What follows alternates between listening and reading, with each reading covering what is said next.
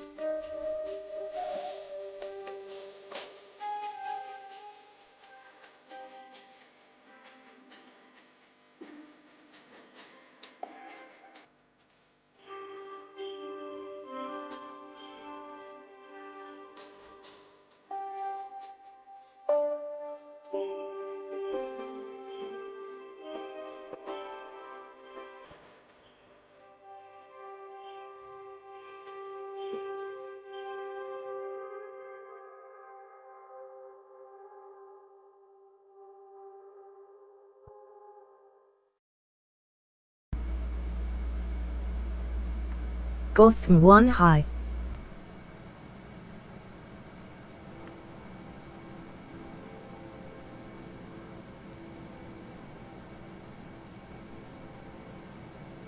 Hey everybody. Good Sunday evening or morning, noon, night, whatever time it is, depending on your time zone.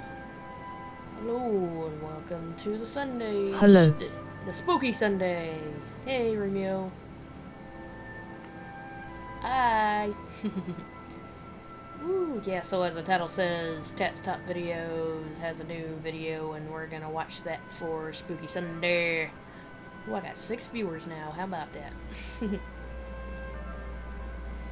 Oi, oi, oi. Okay, then. A woman is here. A woman? Where?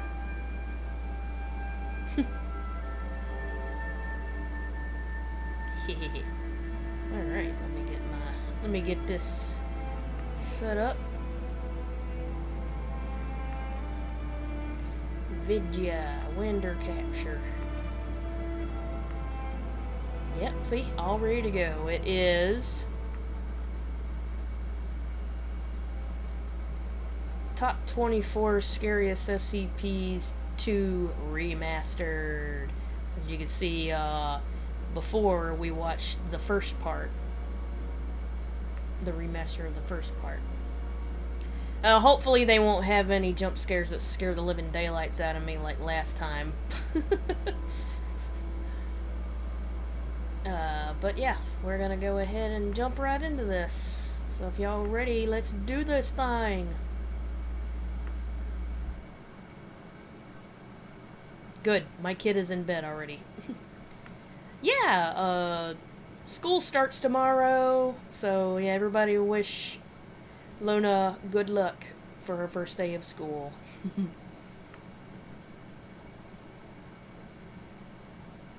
This video contains unsettling content, violent content, jump scares and sudden loud noises. It is also not suitable for viewers who suffer from entomophobia, scopophobia, veerophobia, niketophobia and dysmorphophobia. Viewer disrespect. Now let me see, I know what nyctophobia is. What is this other one? Hold on, let me look these up real quick. Where's my phone at?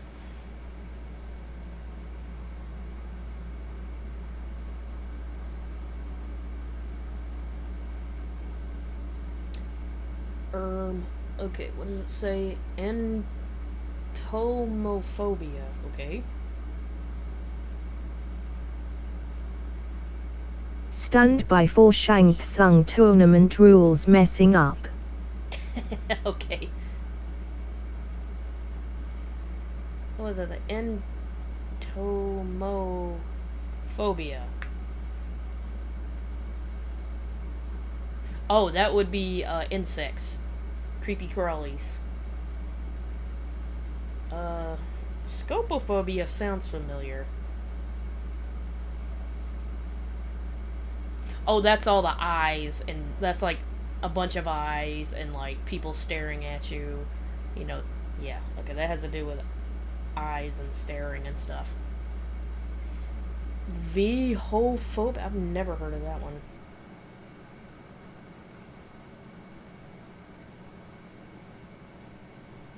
Driving or being a passenger in a vehicle. Huh, never heard of that one, but makes sense. I know there's people who have that. Okay, nyctophobia, I think that's like fear of the dark. Or fear of night, it's one of those.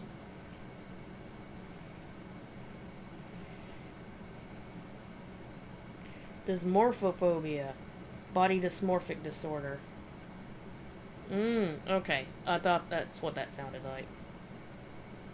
Mental illness involving obsessive focus on a perceived flaw in your appearance. Okay, yeah. Alright. If you mind me asking, what is the school called?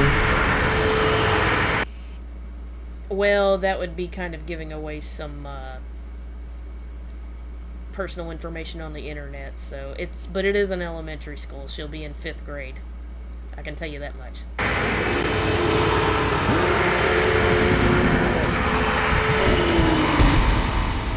all kinds of critters.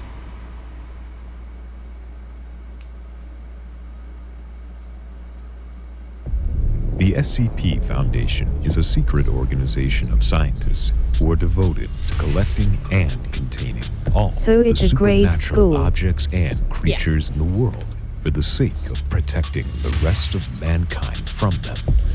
SCP stands for Special Containment Procedures, and their unofficial motto is Secure, Contain, Protect. Secure. Items contained by SCP are classified as one of the following. Safe. Items which can be reliably and safely contained and be handled safely in the proper procedures. Euclid, unpredictable and harder to contain than safe objects. And Keter, they require extensive and precise containment procedures. Most Keter items also pose an enormous threat to humanity. Or as Thaf 9 put it, oh god, someone call the army!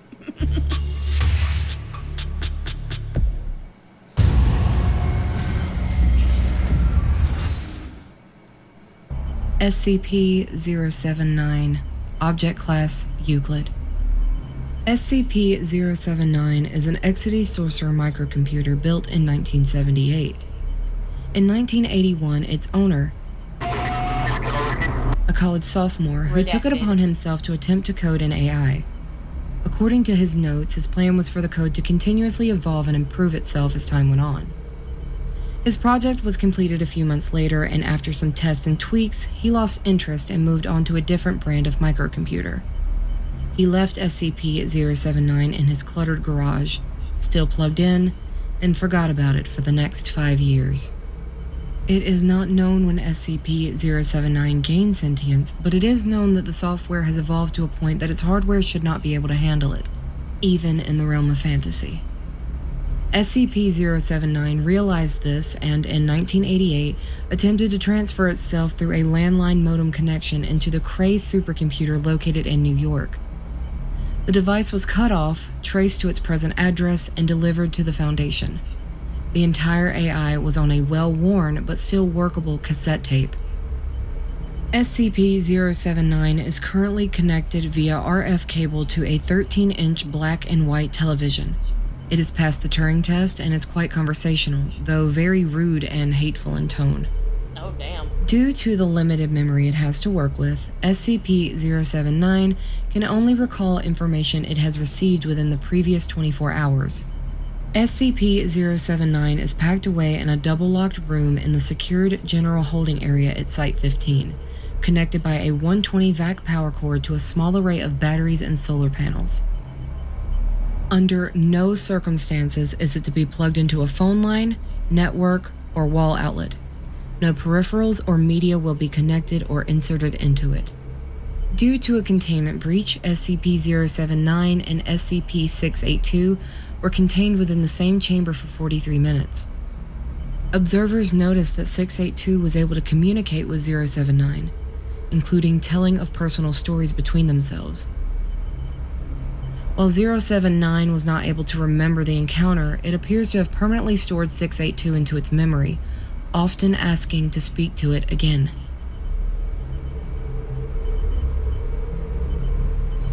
Are you awake? Awake, never sleep. Do you remember talking to me a few hours ago? About the logic puzzles? Logic puzzles. Memory and minor. Yes, You said you would work on the two-step. conduct. Request reason as to imprisonment. You aren't imprisoned. Why? A decree. You're just in study. Insult. Duration of unwanted fire.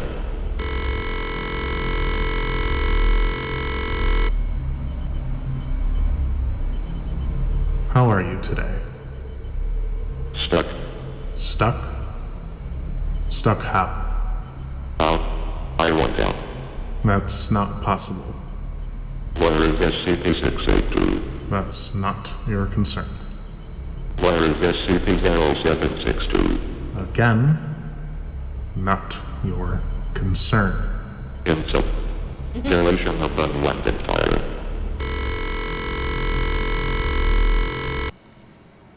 displayed a picture of an X that filled the entire screen.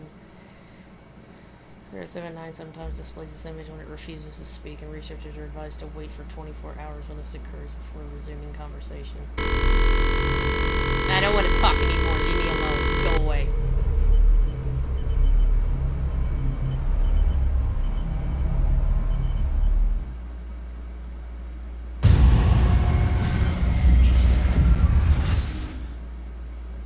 SCP-606.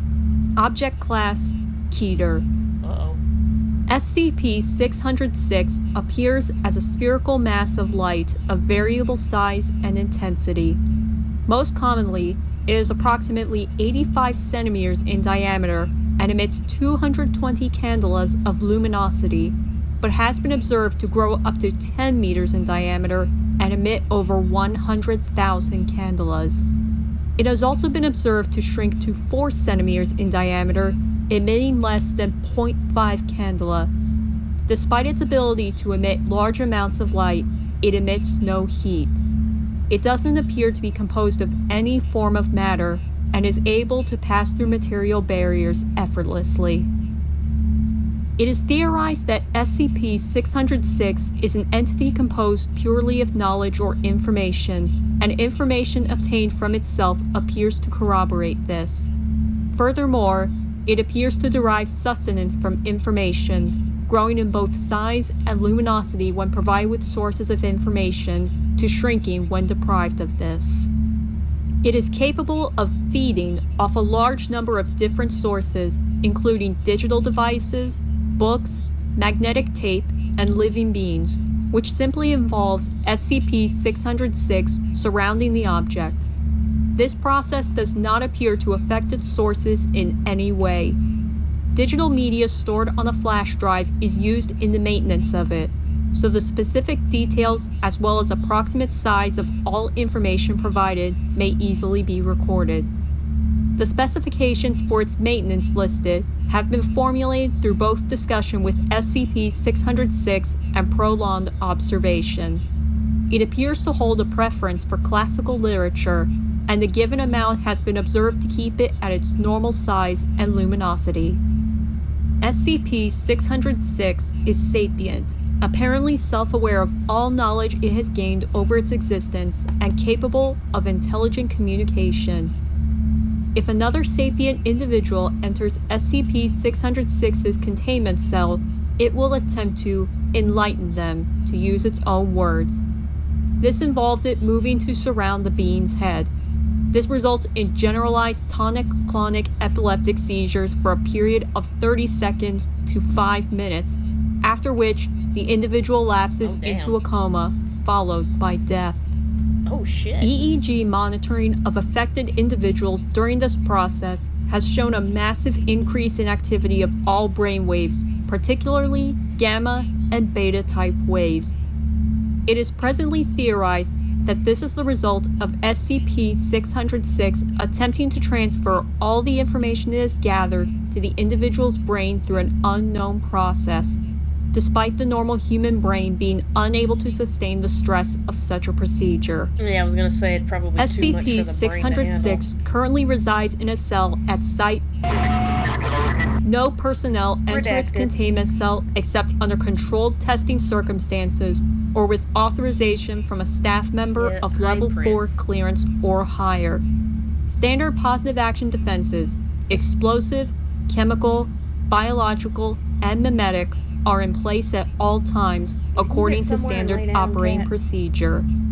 SCP-606 was discovered by the Foundation on 6 November 1982 in France, Yes, I after a know. rash I of would be missing person reports was brought to the Foundation's attention.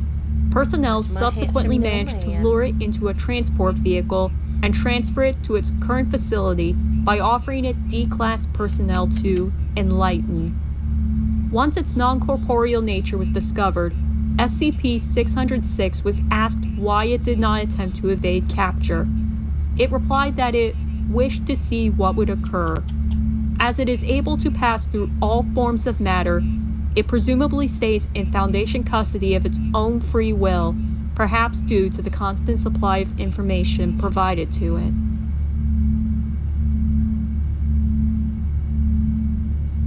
you understand me? Yes. How did you learn to do this? I listen. Could you tell us what you are? I am the teacher. Could you be more specific? I am the I guess not. teacher.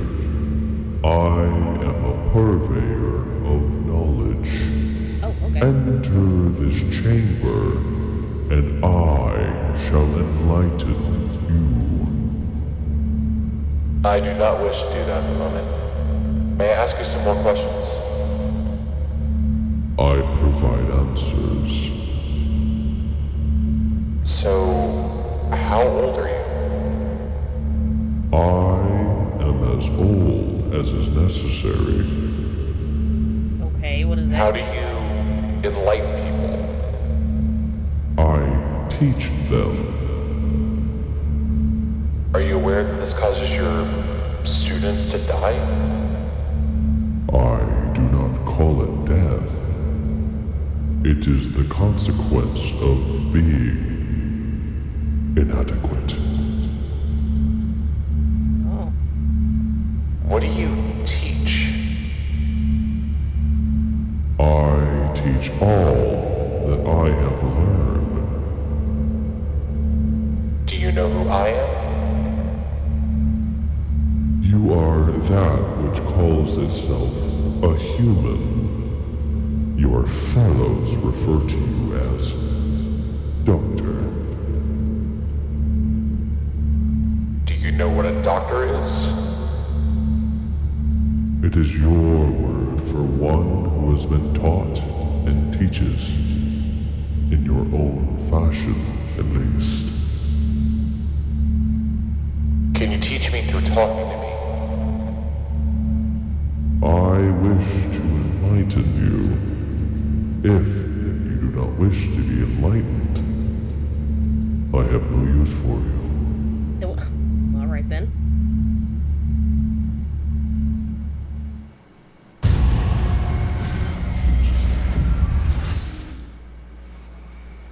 SCP-001. Is that the very Object first one? Class Keter. SCP-001 Oh, yeah. is a humanoid entity, approximately 700 cubits in height, located in an undisclosed location near the intersection of the Tigris and Euphrates rivers. The following features are known about the entity.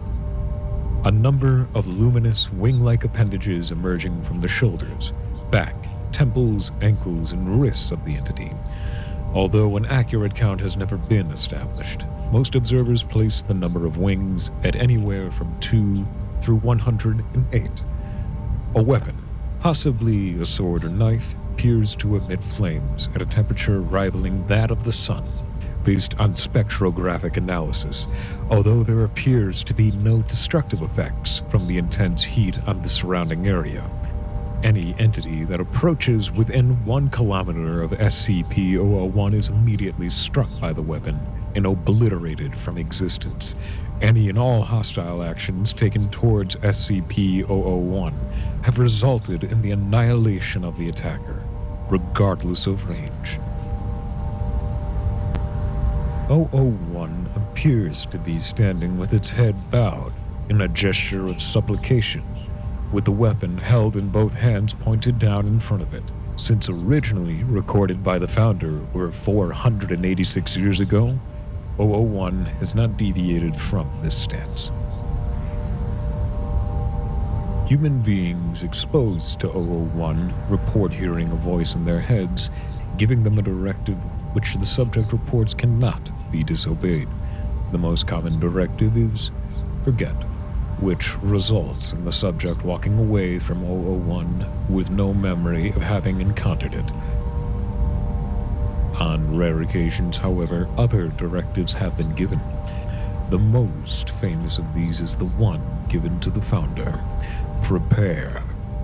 which he has claimed formed the impetus for the founding and containing any and all supernatural and paranormal artifacts that represent a serious threat to the current existence of humanity. This is the organization, now known as the SCP Foundation. Observers have reported that SCP-001 appears to be standing in front of a gate of immense proportions. Long-range photographs have occasionally detected what appears to be a pastoral grove within, containing numerous entities of the same composition as SCP-001, as well as several fruit trees of unknown composition. Of particular note are 2 fruit trees of immense proportion near what appears to be the center of the grove. One, it is noted, appears to be an ordinary apple tree, although the other bears a fruit unknown on Earth, described as... It is the avowed belief of the founder that the gate which SCP-001 guards may be the gate to salvation, based on correlations with ancient Babylonian texts and the Dead Sea Scrolls, in which case one can deduce that the entity known as SCP-001 may be Uriel. Because of the nature of SCP-001, no containment procedures are necessary. Constant monitoring takes place from a safe distance from a predetermined location.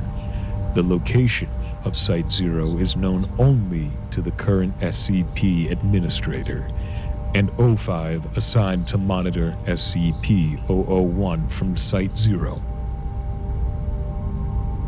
Said agent is authorized to take any action necessary should SCP-001 become active, and is required to immediately alert the administrator and all other overseer-level agents should SCP-001 show any changes in behavior, as this may constitute the beginning of a Patmos XK class end-of-the-world scenario. Should SCP-001 become active in any way, personnel are required to immediately consult the Patmos series of emergency orders. Decoding algorithms for emergency order Patmos are maintained on site at Site-0, in the possession of a designated observer, and are transmitted to SCP Foundation offices only in the event of SCP-001 becoming active. Foundation personnel with vital roles in one or more variants of emergency procedure Patmos are advised to take the following precautions. To maintain good relations with one or more organized Abrahamic faiths. To maintain on hand a supply of the following: holy water, a rosary, crucifix, cross, prayer rug, or other symbol blessed by an Abrahamic cleric of bishop or equivalent higher rank, a copy of Abrahamic scriptures, and standard emergency supplies in mobile form.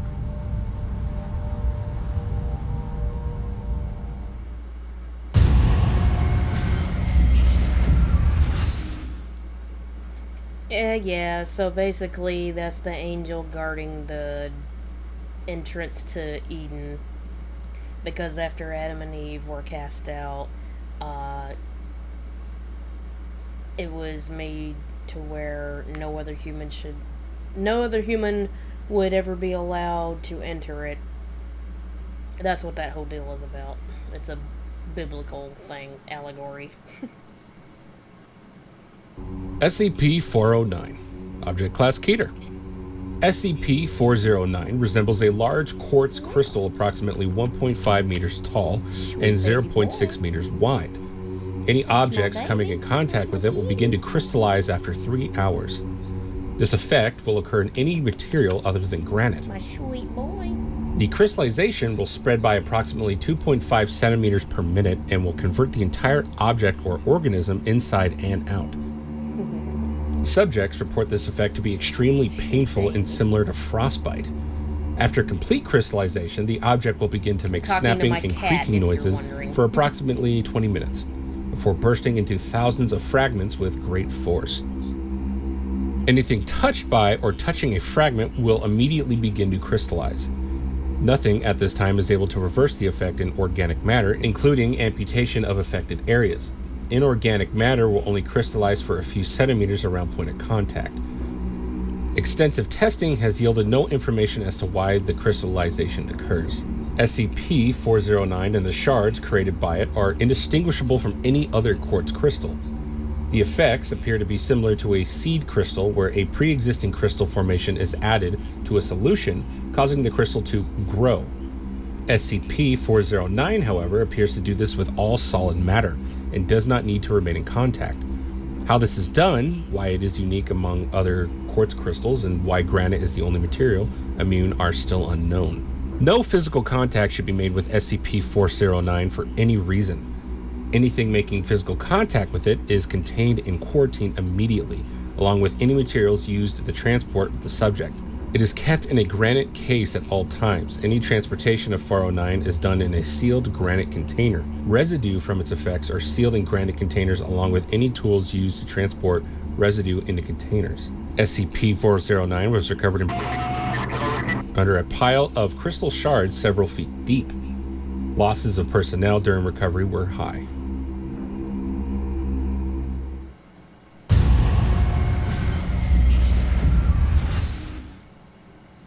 SCP-015. Object Class Euclid. SCP-015 is a mass of pipes, vents, boilers, and other various plumbing apparatuses completely filling a warehouse. The pipes appear to grow when not under observation, attempting to connect to nearby structures via sewer systems and underground plumbing.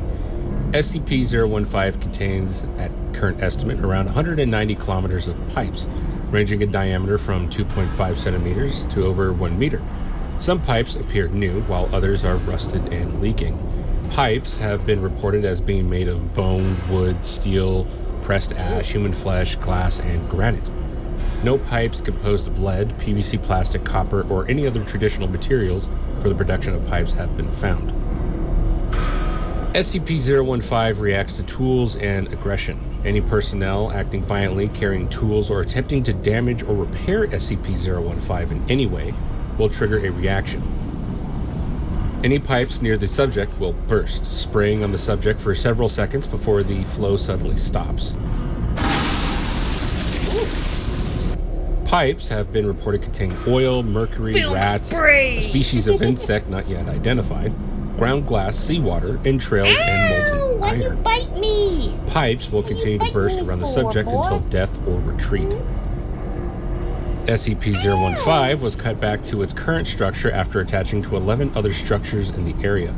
Currently, 11 personnel have been killed and 20 or more are still missing. SCP-015 is impossible to move and is contained on site. A gap of at least 6 feet needs to be maintained around the entire structure, containing it at all times. And no structures of any kind are to make contact with SCP-015's current containment structure. Exploration is permissible, but only in the team of 3, with full safety lines and GPS tracking. Any protrusions from SCP-015 are capped and sealed immediately, with the new site recorded and logged. No aggressive action is made with SCP-015. No hand or power tools are allowed anywhere inside. No repairs or maintenance are made anywhere on SCP-015.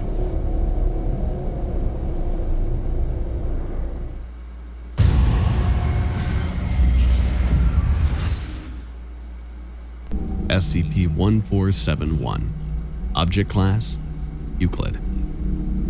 SCP-1471 is a free 9.8 megabyte application for mobile devices named Mallow, version 1.0.0. In online application stores, SCP-1471 has no listed developer and is somehow able to bypass the application approval process to go directly to distribution. It is also able to avoid removal by other program manager applications. After 1471 is installed, no icons or shortcuts are created for the application. It'll then begin to send the individual messages through text messaging There every we go. 3 to 6 We're hours. sliding off the bed, baby. All images will contain SCP-1471-A, either don't like within the that. background or foreground. SCP-1471-A appears as a large humanoid figure with a candid-like skull and black hair. During the first 24 hours following the installation sorry, of my head's flailing 1471, around. the mobile device will receive images taken at locations commonly frequented by the individual. After 72 hours, the mobile device will receive images of the individual in real time, with SCP-1471-A appearing within close proximity to the subject. Individuals with 90 hours of exposure to these continuous images will begin to briefly visualize SCP-1471-A within their peripheral vision, reflective surfaces, I or a definitely don't combination like of the two. Continued exposure to SCP-1471 after this point will cause irreversible and sustained visualizations of 1471-A. Individuals at this stage have reported periodic attempts made by 1471-A to visually communicate with them, but fail to understand or comprehend these actions. Currently, the only known treatment to reverse its effect is to eliminate the individual's visual exposure to these images prior to 90 hours after installation. To date, no apparent hostile activity has been reported regarding 1471-A. All mobile devices that have SCP-1471 installed are confiscated and analyzed for any potential leads to other possibly affected devices. Afterwards, affected devices have their batteries removed, be assigned a designation, and placed in Storage Unit 91 at Research Site 45. All online application stores for mobile devices are monitored to prevent any inadvertent sales of SCP-1471. Suspected devices are targeted using self-uploading malware in order to disable the device until it can be seized by field agents. So bro is just chilling. Hey mods, we got a bot in chat. SCP-401, Object Class Euclid. Why didn't the voice thing go off? It usually does. SCP-401 resembles an ordinary tree in form and function. However, human physiology is substitute for plant biology in the fulfillment birthing of tree? necessary processes. The trunk is supported by multiple vertebral columns woven together by tendons and muscles and coated by a layer of rough bone tissue also held together by flexible tendons. As one goes higher, the trunk will split repeatedly until there is a single vertebral column supporting the rest of the structure. At the base of the trunk are multiple human hearts which pump blood and nutrients through the roots and branches. The roots themselves are esophagi, protected by a layer of cartilage reminiscent of the trachea. At the end of each root is a fully formed upper and lower jaw, complete with muscles, lips, and the prehensile tongue first witnessed by agents in the field. The tongue seems to be I used don't as a think digging you would implement want to and as be a with snare that for tree food, XD. ranging from burrowing animals to edible fungi and Oh yeah. plants. All of these roots I think they'll probably explain it in a minute, but that thing will actually try like at certain point as like a certain season. No female employees are allowed near that thing, or it'll try to reproduce with them. ultimately lead to a single stomach. This, along with a fully functional, Hey, though welcome unusually in the long stream. intestinal tract, work Yeah, to absorb welcome. ingested nutrients. Solid waste is eliminated through a Where you sphincteral going, orifice on the Prince? side of Up. the trunk. Oh. No roots are He found jumped in off the the area bed. All right. immediately beneath this spot. The branches, as initial observations suggested, are human arms. They extrude themselves from the bony trunk but have no bark themselves. Excuse me. Some will split at the elbow so that they may have 2 or even 3 forearms. The palms of its hands all face upward, and the Hardy tip of each legends. finger has a human eye growing from it. The iris of each eye is hazel, and dissection of the eyes shows that they are all myopic, though they do react to light stimuli as a normal eye would. Though the chemical process is not yet understood, The retinas carry on a form of photosynthesis which transforms carbon dioxide and water into oxygen and glucose. It is generally agreed that the eyes are myopic in order to prevent excessive damage to the retina from direct sunlight. Chemical analysis of the lungs shows that there is a higher oxygen content when SCP-401 exhales than when it inhales. During spring, SCP-401 will go into bloom. Though it is genetically a human male, it will grow female sexual organs. The vaginal openings are located on the palms of its hands, with canals extending 18 centimeters along each wrist to a bulge which contains a fully formed uterus and ovaries. 5 days after the formation of the organs, menstruation occurs, at which point male sexual organs begin to develop in their place over a period of 10 days. Once fully formed, they will remain for 1 day before they are shed and eaten by the roots. During this phase, SCP-401 will attack human females for the purpose of reproduction. Yeah, see? SCP-401 is kept in an enclosed area of Site. Once a day, personnel locate at least 10 roots, which should be fed a total of 15 liters of nutritional supplement and remove any solid waste produced.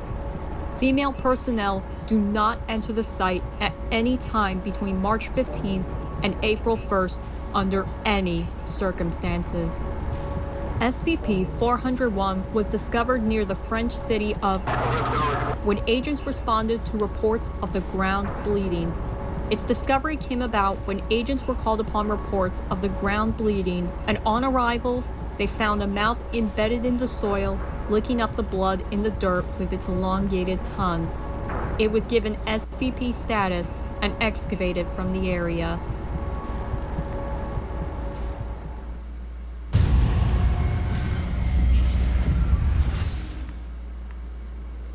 SCP-303. Object Class: Euclid. Witnesses describe SCP-303 as a nude, sexless, emaciated humanoid figure with reddish-brown skin. Instead of normal facial features, its head is dominated by an extremely large mouth, which bears a set of oversized human teeth. It continually vocalizes a wheezing noise, loud enough to be heard from the other side of most solid doors. All individuals who have had encounters with it are capable of describing it in full, including individuals who have not physically seen any part of it. SCP-303 will periodically materialize behind a closed door, hatch, or other entryway barrier, opposite a sentient observer, chosen by unknown means. It would then remain behind the door for an indeterminate amount of time.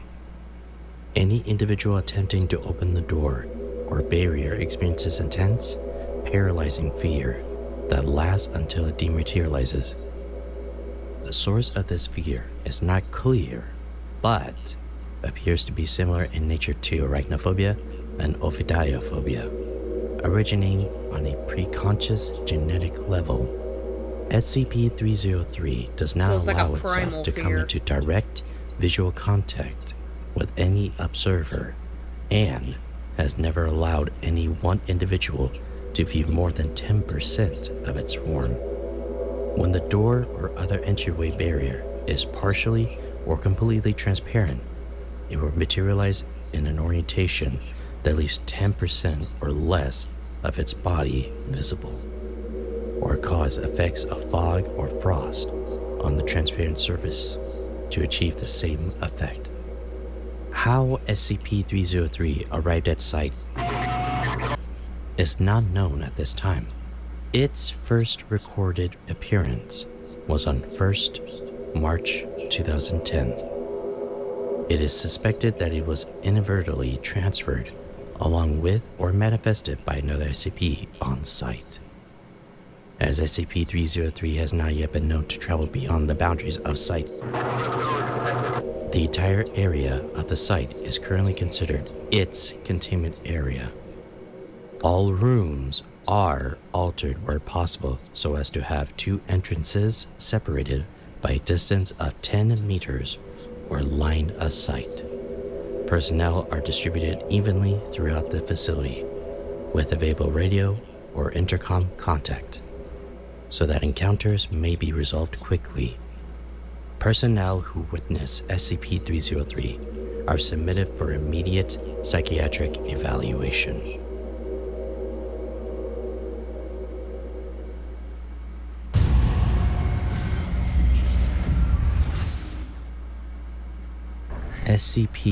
SCP-019, Object Class Keter. SCP-019 appears to be a very large ceramic vase, 1.8 meters in diameter at the mouth and 2.4 meter high. Style and decoration indicate it was created in classical Greece, although conclusive dating is impossible, as the surface is entirely unbreakable by any known means. Periodically, entities emerge from it. Collectively, these are known as SCP-019-2. The entities vary in many aspects, what happened? but tend to be small, What happened to vaguely what? humanoid, I did have to though ban a they may bot. have animaloid features, and extremely hostile. Although fairly delicate, they are reasonably strong and pose a considerable threat in large numbers.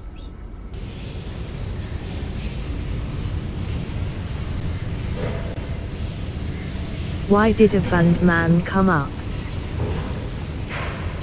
I don't know. You didn't hear me yell for you?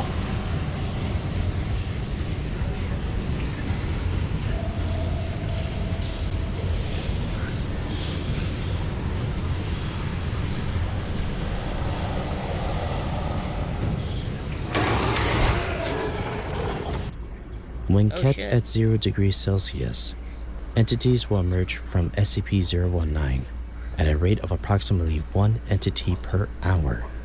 It is noted that any movement to it, posing a threat to it, or any introduction of foreign objects into the interior of the vase would cause SCP-019-2 instances to emerge quicker. In addition, tipping or tilting SCP-019 would create a reaction as though it was previously filled with SCP-019-2 specimens. Although viewers looking into SCP-019 from above will merely observe a dark hole. Due to the production rates of SCP-019-2, when the object is disturbed, measurement of the internal cavity is difficult, but it is suspected What was to the be message that inconsistent person put with in outside chat? measurements. It was just one of those, SCP-019 you know, is kept bot on a ad wide grate things that always in a come up. reinforced concrete room installed with an incinerator. The room is kept at 0 degrees Celsius when the incinerator is not activated. An observation chamber separated by a plate glass window is used for constant observation of SCP-019. If and when specimens of SCP-019-2 are observed, the incinerator is activated. In the event of an outbreak of 019-2, ordinary firearms are successful in terminating individual specimens. Well, that's Although, good at least. in the case of a swarm-level outbreak, flamethrowers are proven to be more effective. SCP-019 is kept in a vertical position at all times. Burn that shit.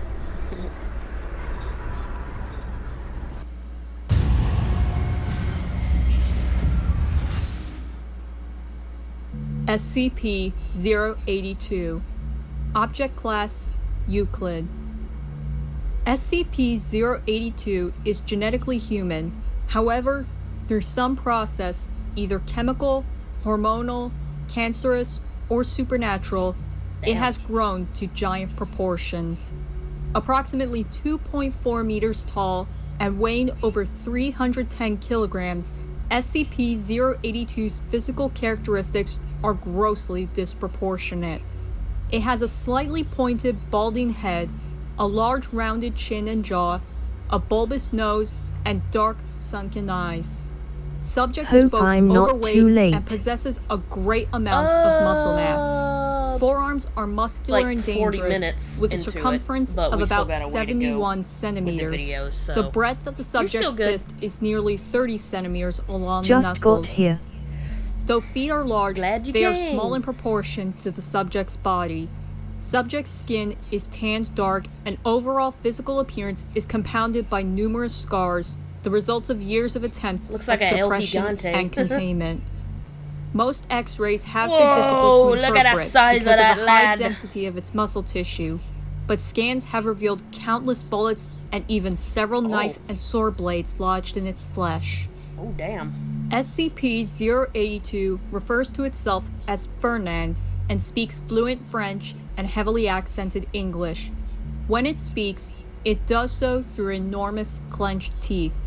It only parts teeth to eat food and to sing. Subject will sing songs of its own pleasing, ranging from forgotten Victorian-era bar songs to modern classical, typically while cooking and eating. SCP-082 does not comb the hair on the sides of its head, but does he cut seems it like a chill and guy. shaves with a large butcher knife originally provided for food preparation. It should be noted that even facial hair is Hey, exaggerated, Pitsy. a single strand being as thick as a millimeter, similar in thickness and appearance to graphite of a mechanical pencil. Damn. Occasionally, Ants. SCP-082 will clench its teeth so hard that the gums bleed, but it is not known why. This is to be considered normal. The demeanor of SCP-082 is very amicable and carefree. It has accrued a wide wardrobe over its time of incarceration, and it enjoys dressing up in many different fashions, including formal wear, military uniform, as a clown, sweet boy. and in women's clothing. New pieces sweet should be baby. made available upon request. Subject often attempts to joke and is usually polite to personnel, often inviting them to dinner. However, I like this guy. visiting personnel should be aware that at any moment it is capable of attacking and voraciously eating others. Subject will often apologize for its lack of manners for interrupting someone's conversation by devouring their head while making a mess of his quarters. SCP-082's jaw is strong enough to crack bone, and it seems to enjoy skulls. Attacks are seemingly at random with no motivation. Whether or not the subject has recently eaten has no effect on this cannibalistic hunger. Oh, well. SCP-082 is incapable of differentiating fact from fiction when it reads or watches television and films. On several occasions, it has expressed a great desire to meet his favorite person, Hannibal Lecter, and the subject will believe that all television programming is some form of reality television. Though the subject has shown heightened intelligence in the form of memory and puzzle solving, the concepts of parody, satire, and fiction are beyond its understanding. SCP-082 apparently understands the concept of lying, has shown to know when others are blatantly lying, and generally tells obvious falsehoods when asked about its past. According to 082, it is a vampire, a homunculus, Big Bird, Andre the Giant, Napoleon, Dr. Jekyll, Mr. Hyde, the Hulk, Alexander the Great, Captain Hook, Sherlock Holmes, Dr. Frankenstein, and Frankenstein's monster. When questioned about these lies, He's a big excuse, nerd. But I only lie when it's through my teeth. Enlarged living quarters located at Armed Biocontainment Area 14 have been appropriated for the suppression and appeasement of SCP-082. While standard weapons have little effect in policing 082, cooperation is easily attained through a charade. Subject is currently under the impression that it has been made the King of France and that its containment area is actually a grand palace designed for its protection. All interacting personnel are made aware of this charade and are ordered to follow the ruse. Housekeeping personnel are Class D only. Guards tasked with the containment of SCP-082 are given Level 2 clearance, but are instructed to refrain from interacting directly with it. Well, other than the random outbursts of violence and cannibalism, he sounds like a pretty chill dude. SCP-457. Object Class: Keter. SCP-457 appears to be a sentient being composed of flame. Its actual composition is unknown, and has proven to be invisible and undetectable by any known means, but is shaped out by the flames it produces, often assuming a human-like form if given sufficient fuel to assume that size. 457's most rudimentary form appears to be that of a single flame, comparable in size of that of a matchstick. In this form, it possesses only the simplest of directives, and shows no signs of being unusual compared to any other flame. As it grows larger, it's able to assume more complex shapes, and its intelligence grows with the size and fuel sources. SCP-457's method of intelligence is unknown, but upon reaching an approximately human size, it almost always assumes a human-like form surrounded by and composed of flames. It has been observed to communicate through writing letters out of its own flames, charring them onto the walls of other surfaces, and more rarely through speech, created via high-pressure superheated air and the crackling of the pops of flames. Cool. Once 457 reaches an unknown threshold of size and fuel source, it splits into two beings, and so on and so forth.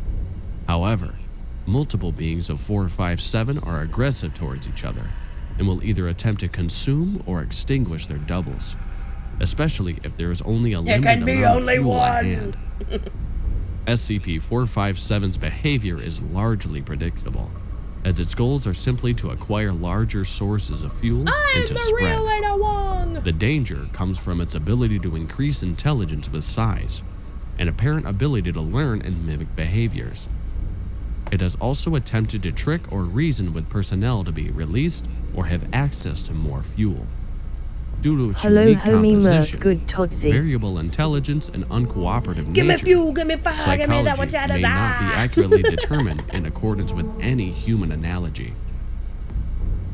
SCP-457 is kept in a chamber with no less than 9 inches of cumulative fireproofing via various materials on all surfaces, and a blast-proof observation window with an emergency blast shielding installed.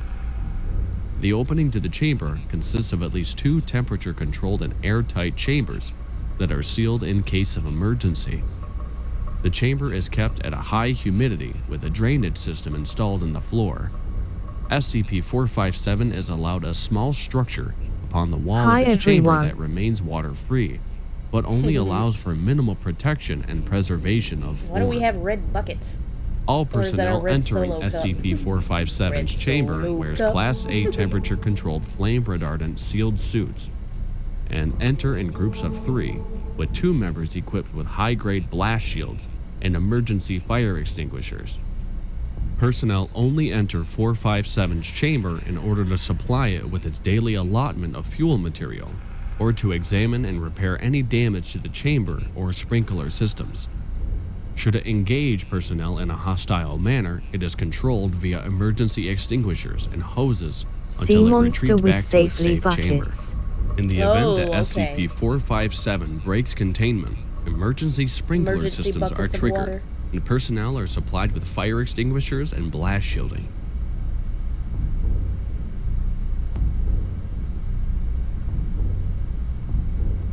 Can you speak currently? Yes. Good. Would you mind answering some questions? Fine. I'll take that as a no. How do you feel about being confined? Dislike. No fuel. No air. We have provided you with adequate Here is air another and sea fuel monster. to survive. Cannot burn. No fuel. Are you saying that you cannot grow? Grow. He wants to burn shit. Grow. How do you feel? Hungry. feel anything besides hunger?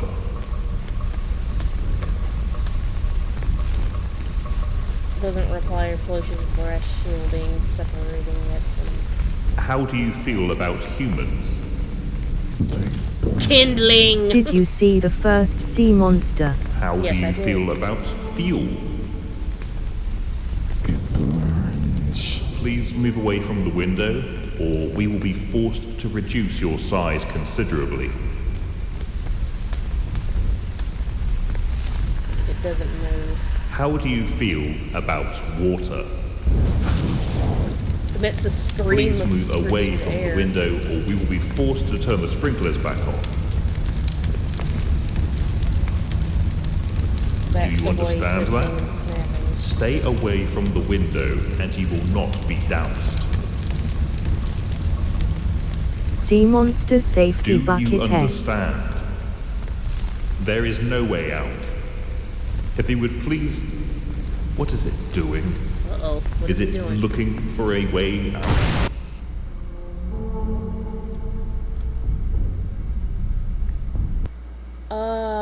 It managed to severely damage much of the sprinkler system and destroy a portion of the fuel injector that had been sustaining its intelligent form, giving it free access to several gallons of gasoline. Oh, shit! The interview transcript was recovered via security I am footage from putting before sea the monster blast. with buckets.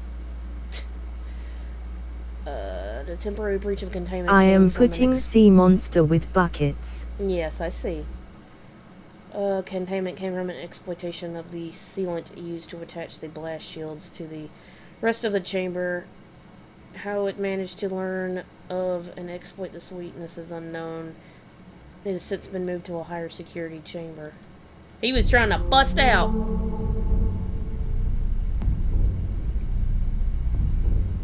Yeah. Yep, he was definitely toasted after that. Yeah, what became of the poor doctor? It will exit the chat for brain rot. Okay. SCP-201. Object Class: Euclid. SCP-201 appears to be a very old piece of medical equipment, superficially resembling an IV stand, but with many other glass and metal items attached to it. The metal portions are made of steel and brass. It's called the and various safely parts bucket. are connected with rubber tubing.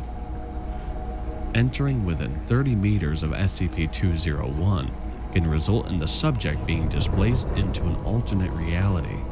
Whoa. This effect is apparently random, with some subjects remaining totally unaffected after exposure to it. Those affected will cease to exist in our reality Buckets between for 1 the and goth 48 chat. hours after initial exposure. Durations of displacement vary between a few hours to upwards of 8 years. Time spent in this alternate reality can vary greatly from actual time elapsed in our reality. This alternate world appears identical to our own, but is apparently in a state of constant twilight, with no sun or moon 1 visible hour at for any the stream. time. Large banks of very dense gray fog travel very low to the ground. These fog banks are unaffected by wind and can make exposed skin feel very sticky and dirty. Ew. There is no plant or animal life anywhere. All places of human habitation, including major cities, appear as if all life suddenly vanished in the same instant. Most, if not all, electrical systems appear to be broken or without power. Subjects displaced to this alternate world report initial surprise and curiosity, which are shortly replaced with very strong feelings of loneliness and fear. The severity varies widely with individual subjects and with time of displacement. Upon the end of displacement, subject will reintegrate from this alternate world into our own, which can cause a great deal of shock. Most subjects who remain displaced for more than 3 months suffer lasting psychological damage consistent with being sequestered within solitary confinement. In addition, reports of intermittent fragmentary broadcasts have been returned by subjects attempting to repair power to media devices such as televisions and radios. It is unclear if these are real or the product of the degraded mental states of those remaining long enough to complete said projects, but reports consistently resemble automated messages prepared by the Foundation in contingency for ETS-K-class scenarios. Testing will commence if viable samples can be recovered. No personnel are to come within 40 meters of SCP-201 at any time. Any and all work done with SCP-201 is performed via remotely controlled drone. Any personnel entering the containment area are accompanied by 2 members of security. All personnel in the containment area wear a restraint harness with safety rope attached to the wall. The rope allows access to within 3 meters of the minimum safe area. Exceeding this distance results in physical removal from the containment area and formal discipline. Those affected by SCP-201 have time and date of exposure, disappearance, and return, along with any and all personal information recorded in log. Subjects who reappear are recovered as soon as possible by agents and debriefed immediately. SCP-201 was first recovered in hospital, in a long unused storage area. No record of it appears anywhere in the hospital records.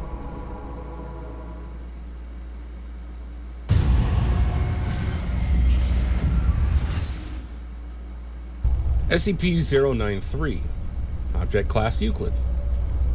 SCP-093 is primarily a red disc carved from a stone composite resembling cinnabar, with circular engravings and unknown symbols carved at 0.5 centimeters depth around the entire object. Deeper cuts are present on it with a depth of 1 to 1.5 centimeters. It is 7.62 centimeters in diameter and fits comfortably into most palms without abrasion. It will change hue when held by a living individual.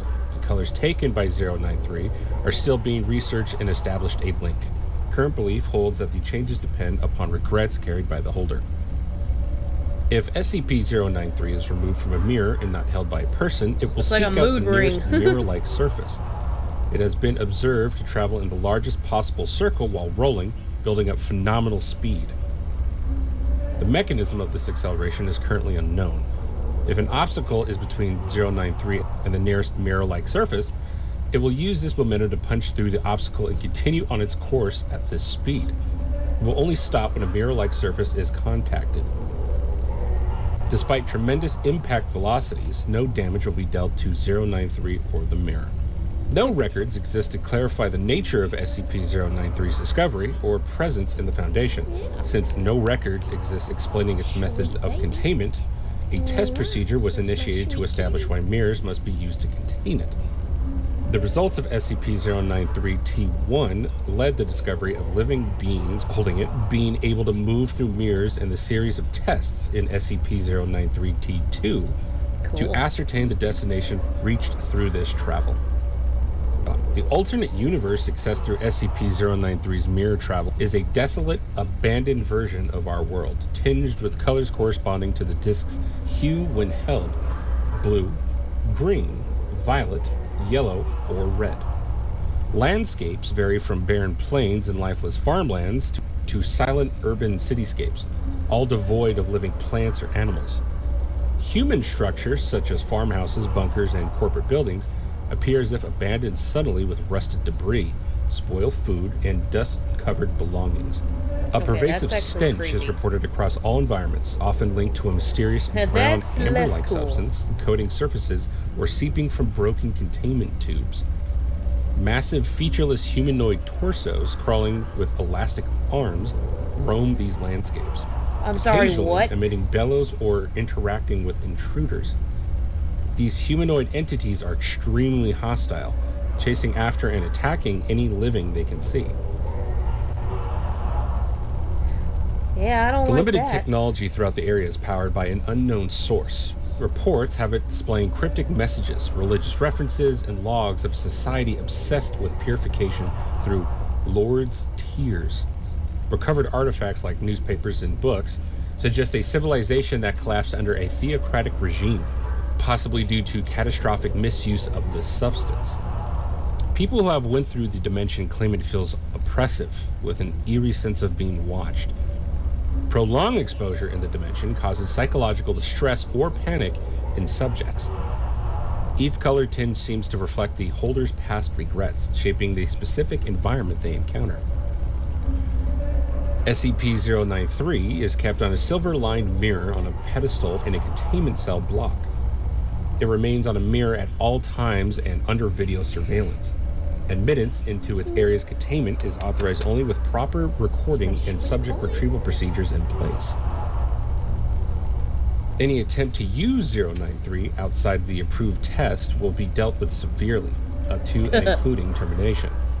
SCP-093 was first found on the shore of the Red Sea on the 30th January 1968, emitting a low sigh and a dim blue gleam. Since then, its color has been changing from orange mix. He's giving and me now little red. soft meows. A little barely audible. You're such a cutie pie. Yes, you are. Oh no, I dropped my tablet. SCP-2059. That's okay. Object Class Euclid. SCP-2059 is an autonomous and sentient mass of flesh, bones, and organs.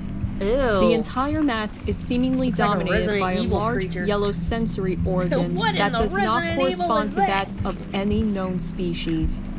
The organ resembles an eye in composition, but further study has shown that it is capable of detecting infrared radiation and heat signatures. SCP-2059 appears capable of rearranging itself at will, but normally it follows a usual composition. It does not require extraneous sustenance. Any living creature touching it will be absorbed into its mass, but keratinous materials such as skin, hair, and nails are discarded. At present date, SCP-2059 consists of 1 blue whale, 1 giant squid, 2 bottlenose dolphins, several specimens of various livestock, approximately 30 human beings, 1 dead human being in advanced stages of decomposition, several specimens of various pets, approximately 300 rodents, and an undetermined amount of insects. SCP-2059 has a tendency of attempting to fill a space completely if it is confined in one. This is assumed to be to help it retain cohesiveness. SCP-2059 exhibits highly aggressive behavior towards all human and animal life. It will attempt to either kill or assimilate any organisms on sight. While in a passive state, it is usually gathered on the bottom of its containment, with most of its mass pressed against one of the corners. Despite SCP-2059 having multiple sets of vital organs, it does not appear to be using most of them. PET tracer scans have shown that almost 85% of all organs within it are inactive and unused. SCP-2059 is contained within a modified containment area designed for Class 4 hostile amorphous entities. The unit is comprised of a shaft 40 meters deep and 15 meters in diameter, composed of high-gloss steel plating. The opening of this shaft is covered with a shock-proof plexiglass plate that can be removed remotely. Additionally, the containment unit is equipped with necessary video and audio surveillance equipment, as well as a speaker system in order to facilitate communication with SCP-2059.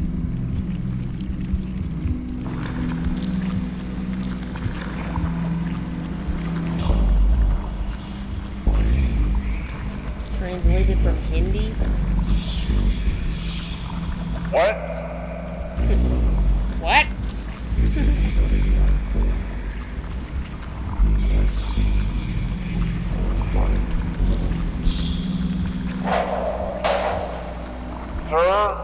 Sir, SCP-2059 is speaking.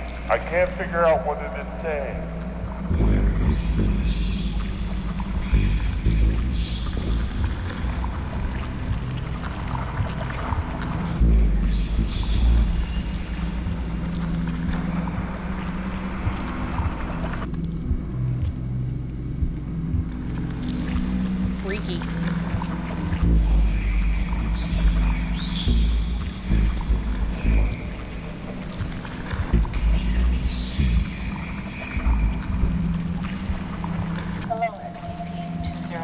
He's like referring to himself in a third person type. Of the Foundation.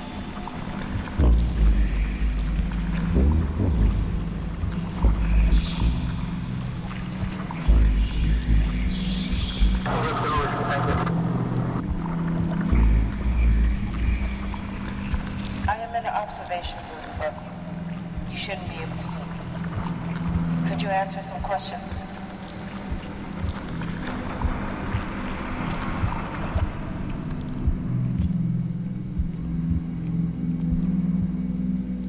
Ooh, gross.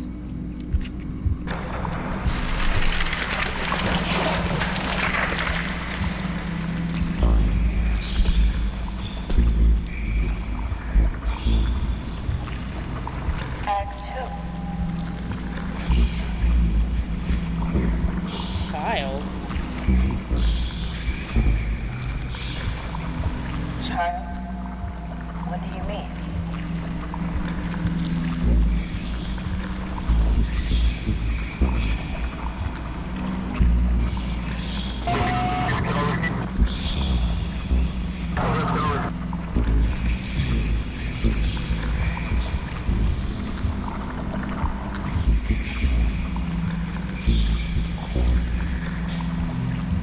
How are you able to tell that?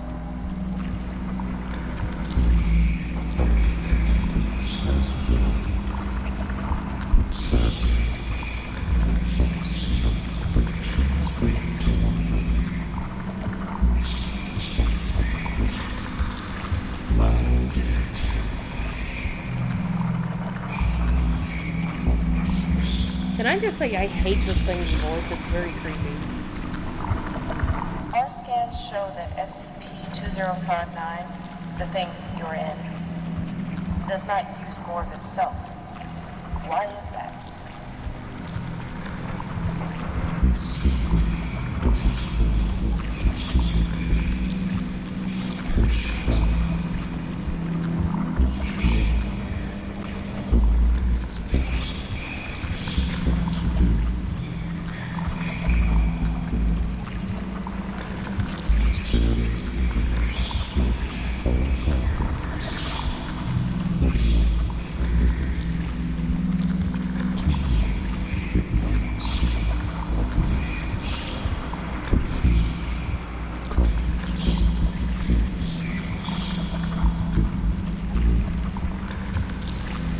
Where has he come from?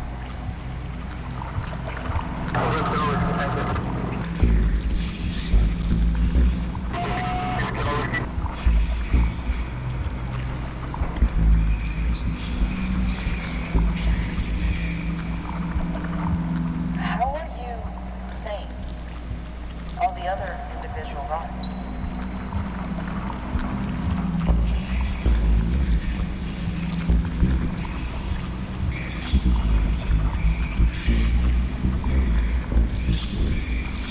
Interesting.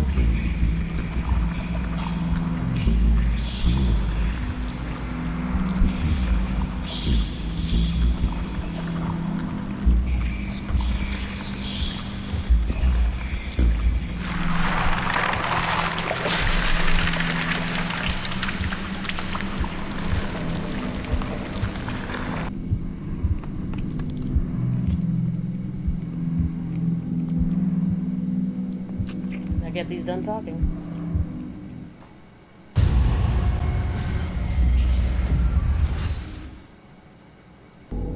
SCP-280. Object Class, Keter.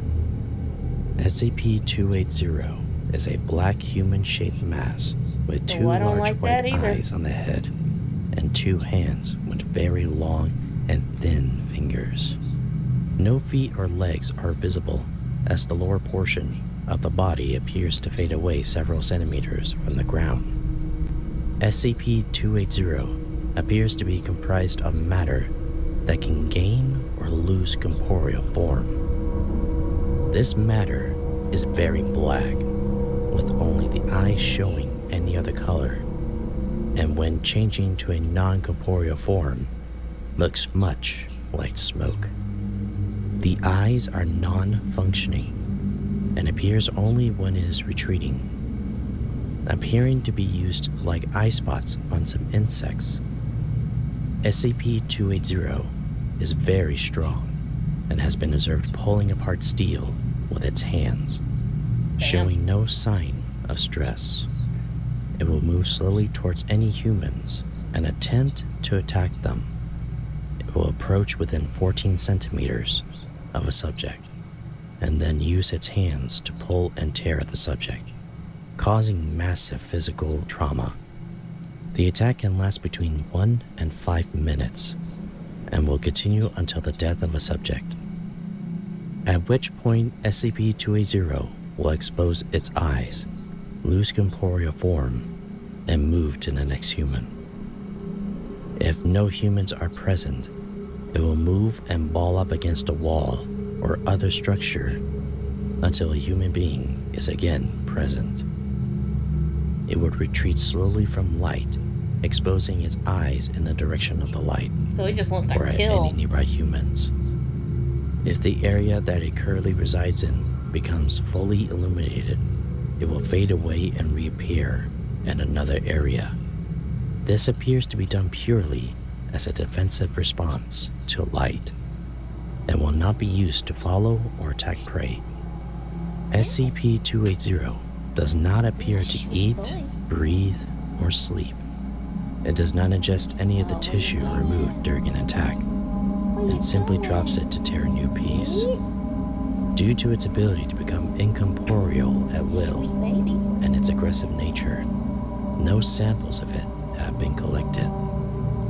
SCP-280 is contained in a cell. No equipment of any kind is left inside when staff are not present. Containment area is kept in total darkness at all times. Any items taken into the containment cell are removed by staff at the end of testing, and any staff entering into the containment wear infrared goggles and be equipped with an infrared ID strobe and a strong flashlight. You're gonna settle In down the event somewhere? of an SCP-280 attack, all staff power on their flashlights and illuminate the subject under attack. No aggressive action is taken against SCP-280, and staff keep 1 meter from it at all times. Staff should continue to illuminate 280 until it retreats to a sufficient distance to allow the recovery and extraction of the subject of the attack. SCP-280 was recovered in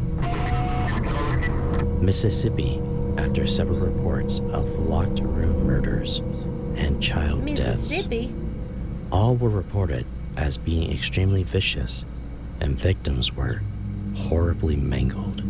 Damn. The Foundation became involved after a family of 5 was murdered in their home. A survivor was found in the basement. 9-year-old David, who had come over for a sleepover. He was found in an advanced state of shock, holding a flashlight and unresponsive to outside stimulus.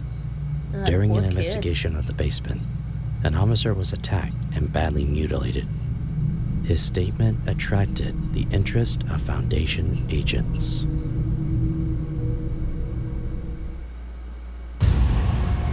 That thing just hates humans. SCP-058.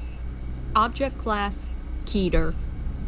SCP-058 resembles a bovine heart with 4 arthropod-like this legs thing. used primarily for movement and 4 tentacles of adjustable length covered with razor-sharp spines. It has a single sharp stainer on its rear, where the hole for the superior vena cava would be in a typical organ.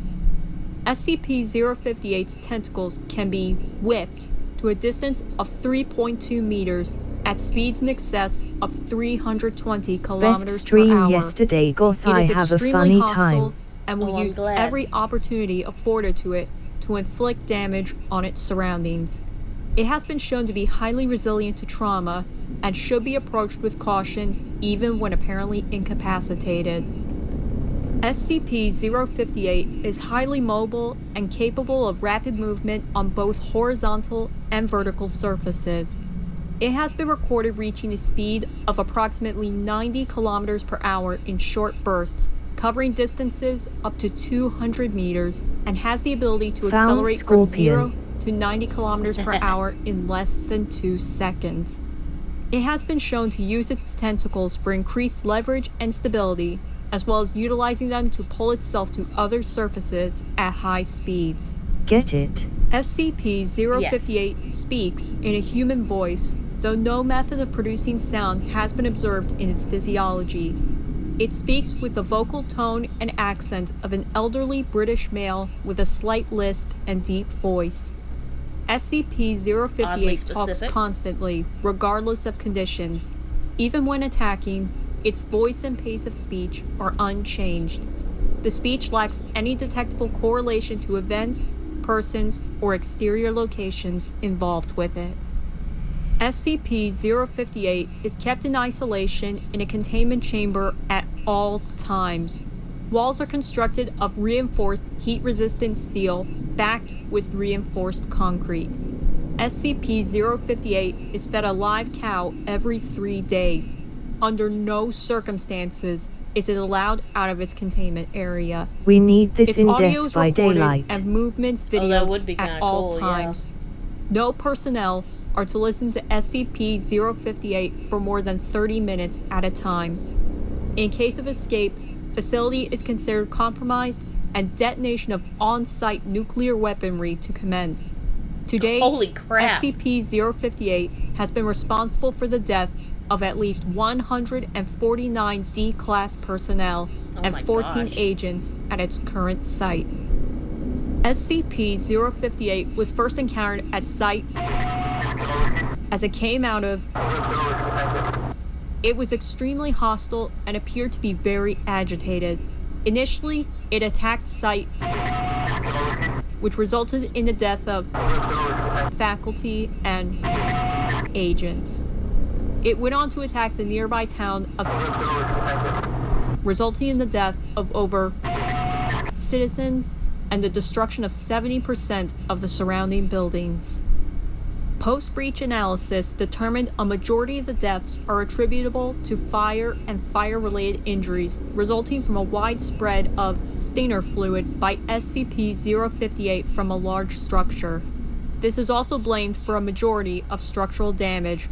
By SCP-058 accounts for only 8% of total deaths, with major evidence. SCP-058 was finally contained after being crushed and incapacitated by a large amount of masonry from a building that had collapsed on top of it. It was then extracted and transported to by agents and MTF teams.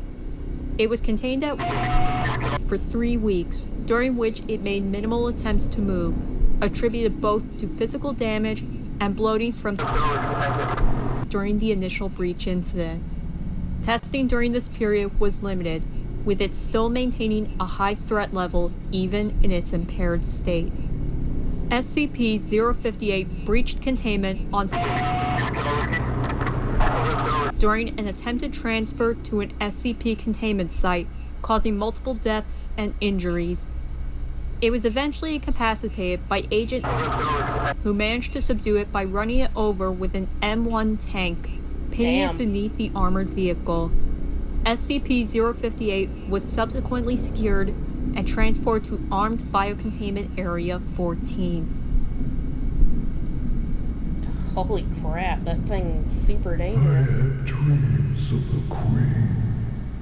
Wonders that lived inside the hearts of love, and silent treatments of all the elderly that I knew were once whole. What is your name? I seek revelations of all the holy told to the unwise in dreams of cold embers in sunlight that fade across lakes of black blood and snakes that eat the loaves of children. from lamp trees in autumn. What is your name?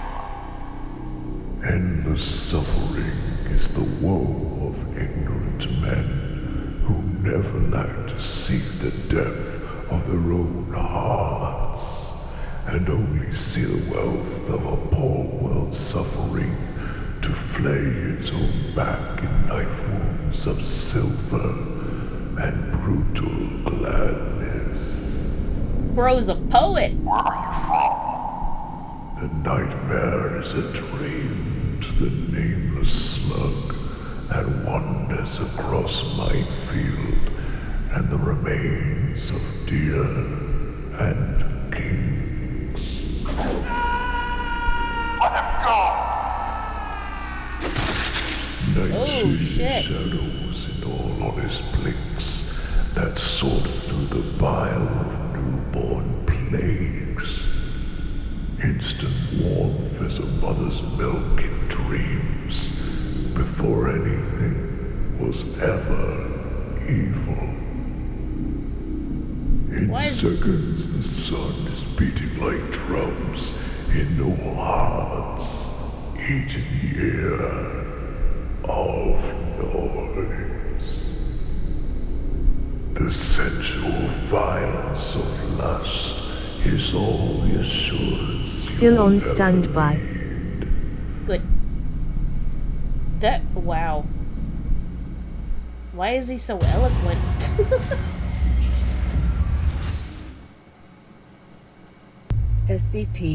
SCP-076. So violent, yet Object class, Keter. well read and philosophical minded. SCP-076 consists of two components: a stone cube, SCP-076-1, and a humanoid entity contained within, I'm sorry, babe. I bopped you in the face with my pen. SCP-076-2.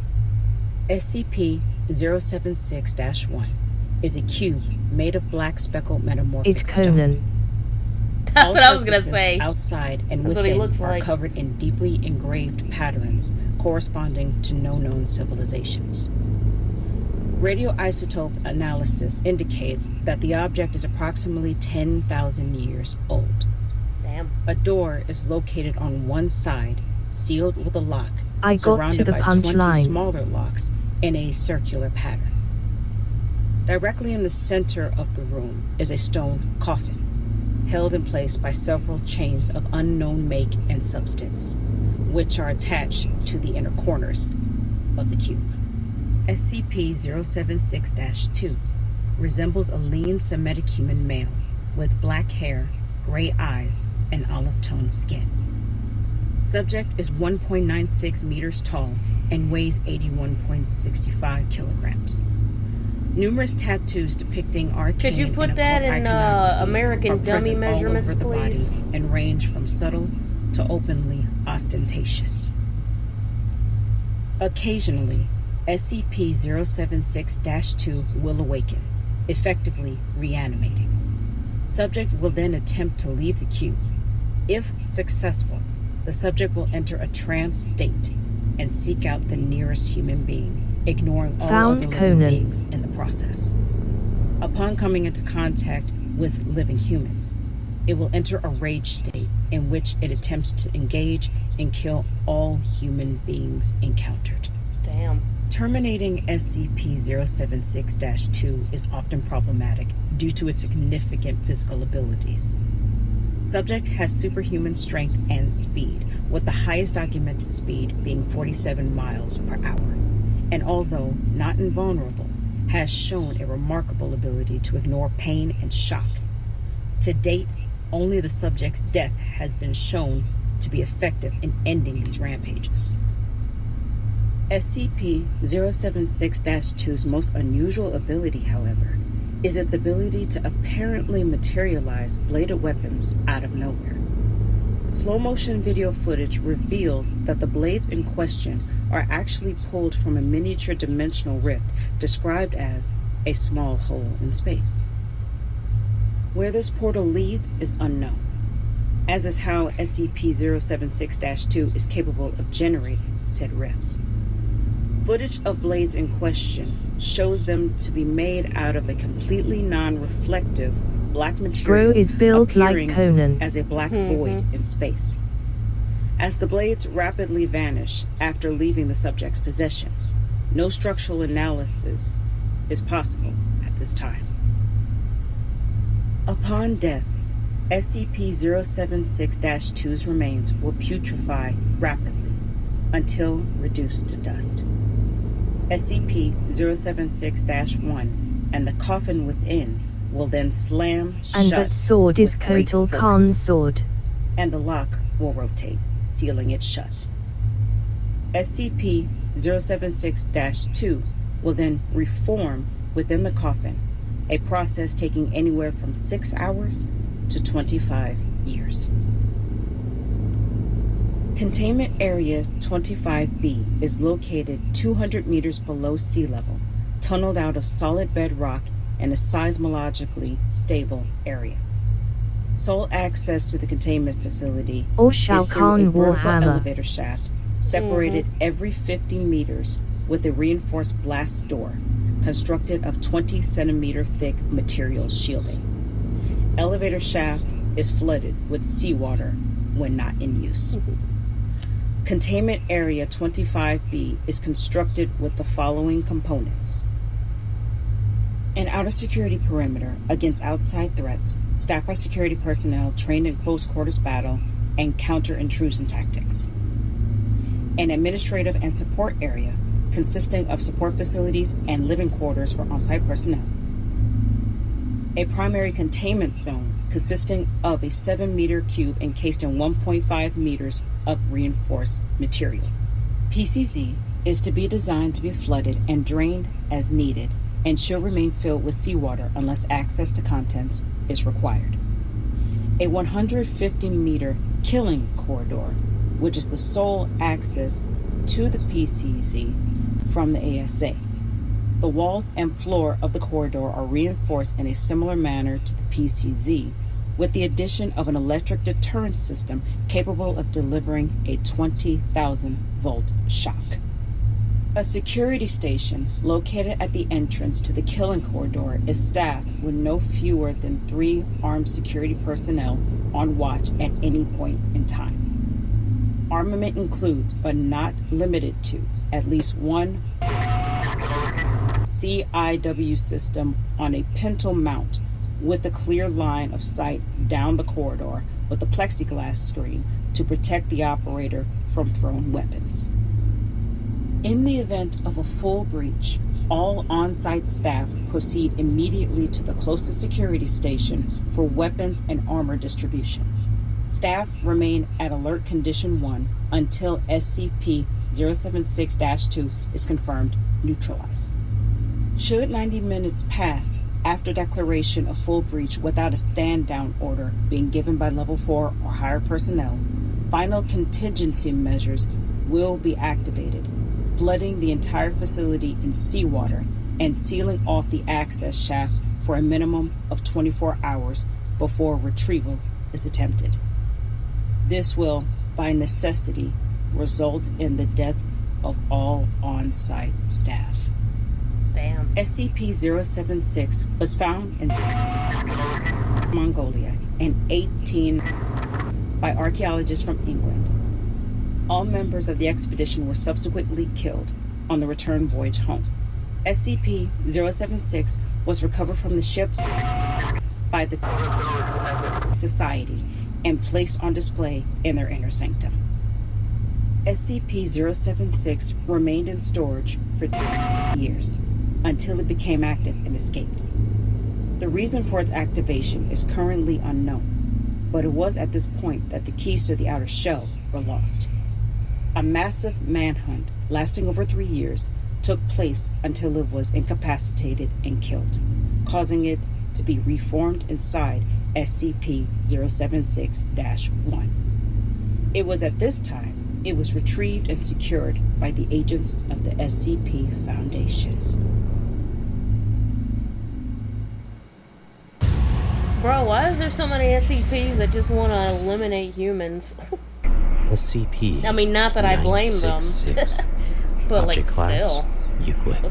what is up with that? SCP-966 are predatory creatures that resemble hairless, digitigrade humans, possessing an elongated face with a mouth lined with needle-like teeth.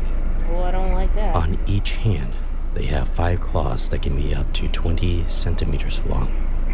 Although sharp, these are easily broken, making them unfit for combat. 966's height ranges from 1.4 to 1.6 meters, and they can reach up to 30 kilograms in weight. Physically, they are weak, possessing hollow bones and low muscular density. They do not seem to rest through sleep. Instead, they will suddenly cease all movement at seemingly random intervals of time, resuming normal activity 3 to 5 minutes later. SCP-966 are visible only at wavelengths ranging from 700 nanometers to about 900 nanometers. This applies to all of its tissues. If their skin, muscles, or organs have suffered from 2nd to 3rd degree burns, the affected areas will be visible at wavelengths ranging from 360 to 900 nanometers.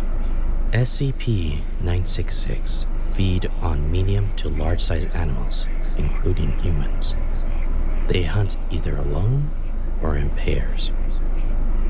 Their hunting methods consist of emitting a single burst of a previously unknown type of wave, dubbed waves, in honor of the late Doctor, which permanently inhibits the ability of the affected creature to enter any of the NREM and REM sleep stages.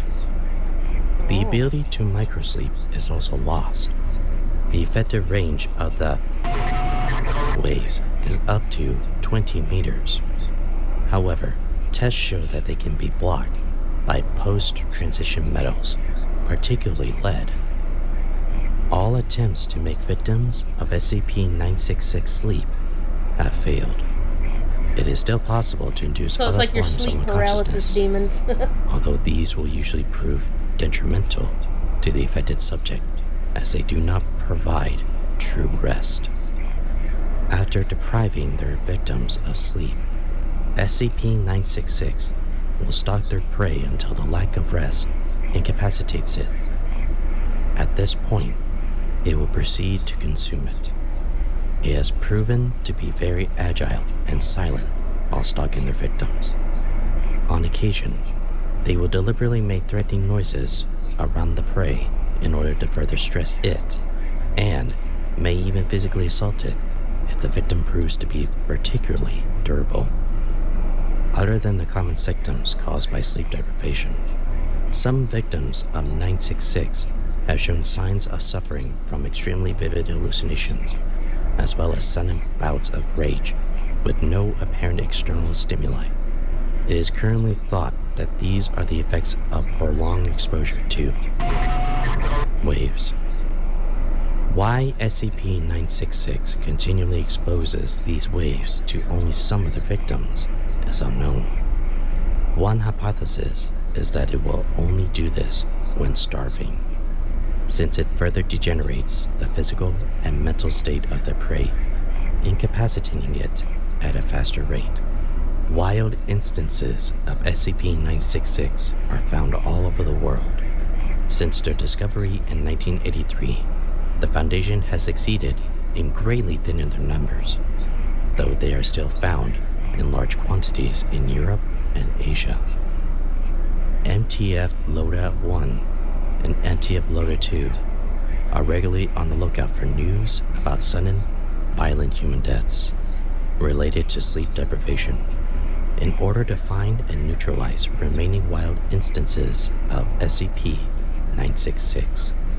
The 4 specimens of SCP-966 acquired by the Foundation are contained in a 1-room made of steel, lined with lead located on site.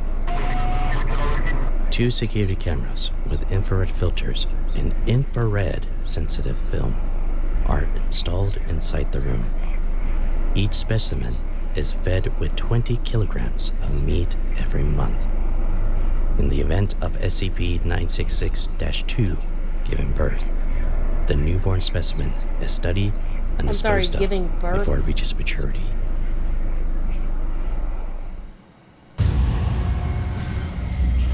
That was particularly upsetting. SCP-682. Object Class: Keter. SCP-682 is a large, vaguely reptile-like creature of unknown origin. Oh, that It thing. appears to be extremely intelligent and was observed to engage in complex communication with SCP-079 during their limited time of exposure. It appears to have a hatred of all life, which has been expressed in on several latex interviews during games. containment. Yeah, Kimball. that SCP-682 thing has been hates observed to have everything. extremely high strength, speed, and reflexes, though exact levels vary he with just its wants form. to kill everything. Its physical body grows and changes very quickly, growing or decreasing in size as it consumes or shreds material. It gains energy from anything it ingests, organic or inorganic. Digestion seems to be aided by a set of filtering gills inside of its nostrils, which are able to remove usable matter from any liquid solution, enabling it to constantly regenerate from the acid it is contained in. 682's regenerative capabilities and resilience are staggering, and it has been seen moving and speaking with its body 87% destroyed or rotted. This is Copperhead 3-1 actual. No movement at present, sir. We got movement. SCP-682 must be destroyed as soon as possible. What At this the hell time, no even means that? available to the Foundation are capable of destroying Yeah, it. but like I said, that thing just hates everything and wants to SCP-682 kill is everything. contained within a chamber with 25-centimeter reinforced acid-resistant steel plate lining, all inside surfaces. Personnel It's are the me. forbidden to speak to SCP-682 for fear of provoking a rage state. All unauthorized personnel attempting to communicate to it are restrained and removed by force. Due to its frequent attempts at containment breach, difficulty of containment and incapacitation, and high threat of Foundation exposure, 682 is contained in sight. Killer Croc. The Foundation uses the best of its resources Yeah, to Killer maintain Croc. all land within Exactly. 50 kilometers clear of human development. In case of containment breach, SCP-682 is tracked and recaptured by all available mobile task forces, and no teams with fewer than 7 members are cleared to engage it. To date, attempted breaches have numbered at 17, while successful breaches have numbered at 6. Now, why did you kill those farmers? We need Batman to stop 'Cause him and fuck put 'em, him that's back why. in Arkham Asylum. Don't talk now. For real. Remove you from this attempt and place you back into... Pardon?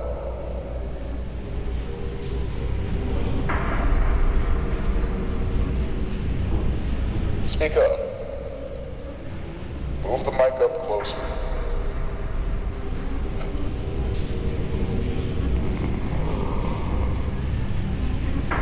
That microphone has only so much gain. Move it closer to it. Oh shit. Sir, I don't think you want to get near it. You're going to be its next Happy Meal. Mm-hmm. I think that thing deliberately mumbled just so that guy could get close to it and he could eat it. SCP-973. Object Class: Euclid. SCP-973 consists of 2 entities. SCP-9731 is a police cruiser Human resembling those Happy used Meal. by state troopers in the early 1950s. The vehicle appears to be in an advanced state of disrepair. fuck? Eyewitness accounts have LOL. consistently mentioned large dents in the doors Yeah. and hood, a heavily cracked LOL. windshield, heavy rusting, and a loose rear bumper secured with duct tape. SCP-9732 is reported as a Caucasian male in his late 40s wearing a state trooper uniform dating from the same time period I as don't like that. SCP-9731. SCP-973 will manifest at night when another vehicle enters the designated territory and is believed It's to be triggered Maniac by the Cop. target vehicle accelerating over a certain speed. Or Kung Lao This limit next varies, snapped. with the average being in the area of 88.5 kilometers an hour but it can range anywhere from 53.3 kilometers an hour to 112.7 kilometers an hour. Damn. No predictable pattern or connection between differing limits has been found as of yet. When this limit is broken, SCP-973 will appear approximately behind the target vehicle and will chase down the target at high speed with the siren and flashers on. This is accompanied by a looping message played on the target's radio, consisting of the phrase, Are you gonna tell us what it says? In most cases, the target will flee with SCP-973 in pursuit and will be overtaken in minutes. At this point, SCP-973 will attempt to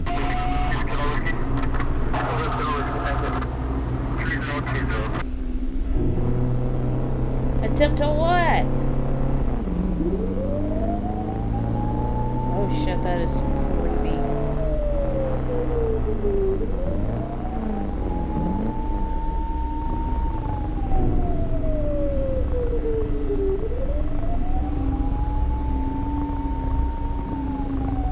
Don't like the red eyes, man. I don't like that.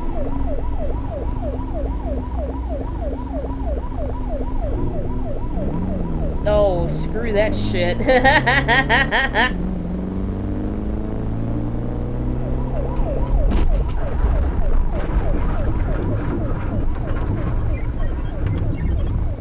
soon as he got a good look at that thing, he was like, "Oh hell no!" And he got away. Started to drive off. Not that I blame him, of course. The remains of 34 individuals and 19 vehicles have been found within 6.4 kilometers of the affected roadway. Oh shit. The range of damage done to bodies includes evisceration, flaying, cannibalism, and... God damn. 5 survivors are within Foundation custody, all suffering from varying degrees of mental trauma. The recovered vehicles showcase heavy impact damage, both environmental and inflicted, and severe burn damage to the interior. SCP-973's nature precludes it from full containment within the Foundation. Due to the danger it presents, the 60-kilometer stretch of U.S. route on which it is known to manifest is under satellite surveillance at all times. Any vehicles attempting to travel the designated section of highway between 22 and 430 are diverted into the detours and exits and by Foundation personnel. Trespassers are forcibly arrested and detained if the need arises. SCP-973's area of effect seems to be expanding, as does the window of time the manifestations occur. Security protocols have been adapted to this.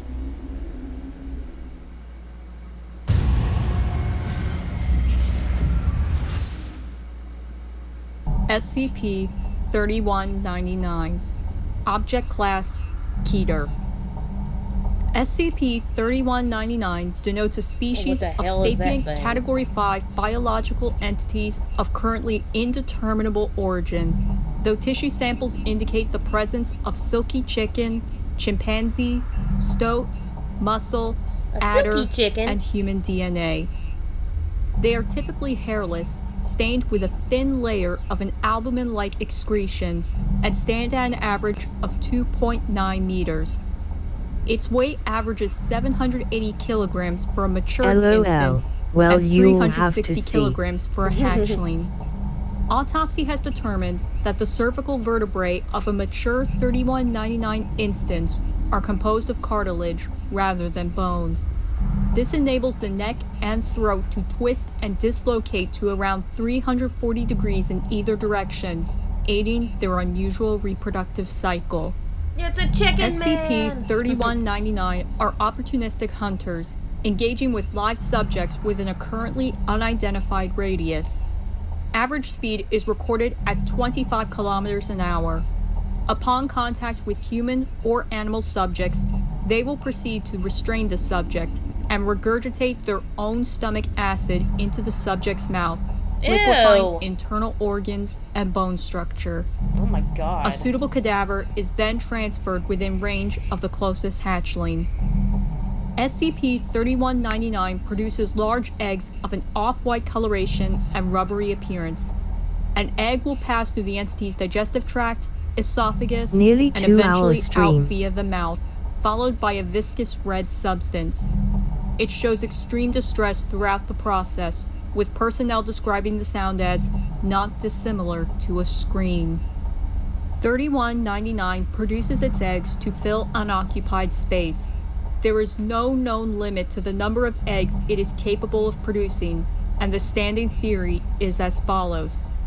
Given enough time, a single instance could single-handedly perform an 2 hour LK stream class go. species transmutation scenario. Yes, I know. It's a long video. The termination of a live instance can be achieved through a variety of equally effective methods.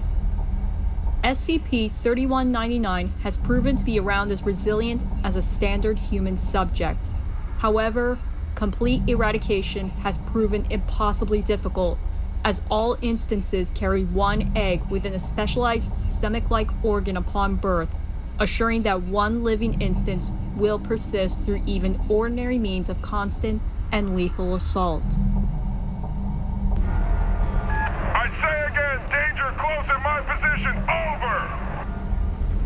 Whoa, whoa, whoa! What the? Oh, shit, all forces back off! Back off! Oh my god, you. Oh shit. This biological phenomenon is presumed to be, in itself, anomalous in origin.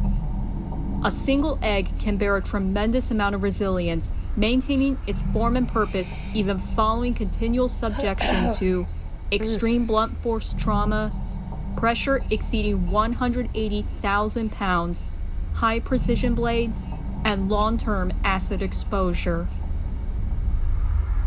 All live instances of SCP-3199 are contained on Site-114 within a modified Keter humanoid containment chamber. The walls are coated in approximately 2 centimeters of thick acid-resistant steel. CCTV equipment is installed in the northeastern and southwestern corners. 2 meters of empty space are allocated between primary and secondary containment. Secondary containment consists of suspending all live instances within a block of solid, transparent substance. This block is at a height of at least 3 meters. One armed security guard is stationed outside primary containment at all times. An 8-digit passcode is obtained from the current Site-114 director in order to bypass primary containment. Secondary containment is regularly examined for damages. Movement and activity of any kind are noted, and the current Site-114 director is informed at the earliest possible convenience. SCP-3199 was discovered in Ireland, following witness reports of a bald creature crying like a banshee from within an undisclosed area of woodland. These reports resulted in the dispatchment of Mobile Task Force Omega-19, who arrived on site with a total of 12 armed personnel. 2 personnel were lost in action, their internal organs and jaws having been almost entirely dissolved. During transportation, SCP-3199 produced 2 offspring, resulting in the deaths of a further 6 personnel.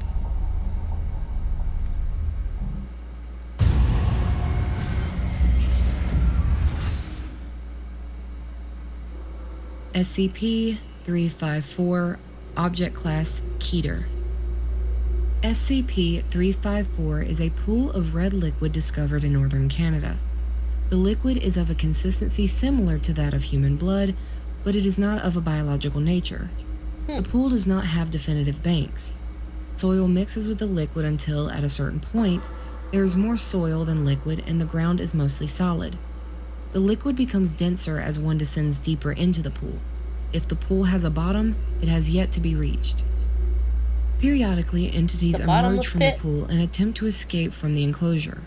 Thus far, nearly all creatures emerging have been extremely hostile and highly dangerous. The SCP Foundation has authorized permission for public viewing on some of the entities that have emerged from the liquid. 18 different creatures have thus far been spawned since the Foundation took over the area. SCP-354-1 resembled a giant bat but was neutralized by the Mobile Task Force.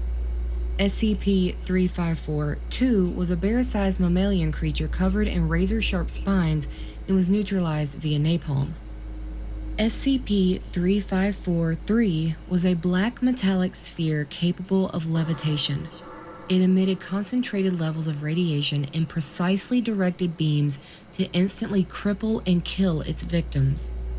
It was struck with a sledgehammer but self-detonated, causing minor structural damage. SCP-3544 was a humanoid reptilian creature approximately 4.6 meters tall and It's the escaped the lizard. enclosure. Gunfire caused very little harm. The Mobile lizard Task man. Force Omega finally managed to neutralize it. SCP-3545 was a large... Oh, nope. You're not gonna get me again. SCP-3546 appeared to be a human male of Indian descent. As the enclosure around the pool had not yet fully been repaired, SCP-3546 was immediately shot before it had a chance to escape. Sorry. Dr. What is going on, Goth? has expressed his displeasure in the rash execution I'm of sorry, it, I thought which another testing jump revealed to be scare that got identical me to like that of an last time average was human incoming. being. Due to a data corruption, information regarding SCP-3547 through to SCP-35413 can no longer be found. Additionally, no information on SCP-35417 exists. What this means is unknown, though it can be assumed that it befell the same fate as the other missing entries. Due to SCP-354's immobile nature, Area 354 has been built around it. Area 354 houses forces and D-Class personnel prepared to deal with threats emerging from SCP-354, I thought it was about to as get well us as again. researchers studying 354 and its properties. I was like, oh no, you For fucking their own don't. You ain't gonna safety, get me no again. on-site personnel approaches Luckily, I don't think anything actually SCP-354 at happened. any time. Direct interaction with it is only permitted for the purpose of research to eliminate it and must be approved by O5 personnel. Requesting urgent assistance I from all thought it available was the units at Joker area jumping you. designation 10-10-5-2. What? Oh shit. Oh my god.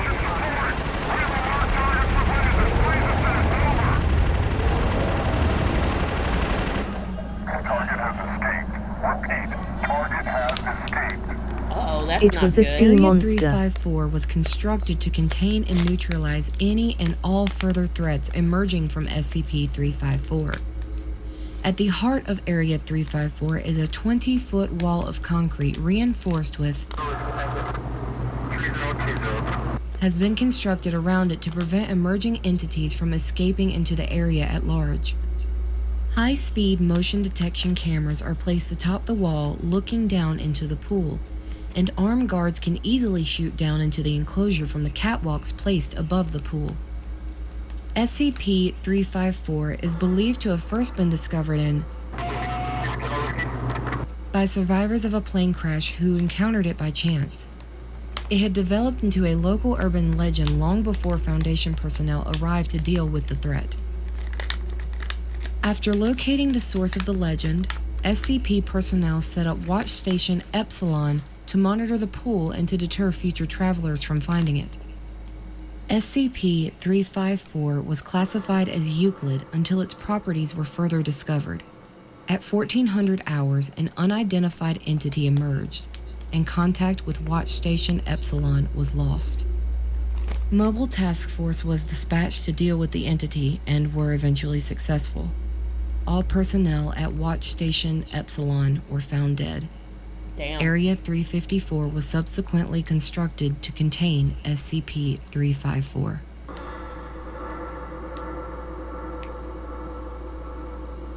Is that alright if I record this? Yes. Go ahead. Good. So, That is was so creepy I won't want nightmares. looking back now, it seems strange that nobody ever suggested draining the pool.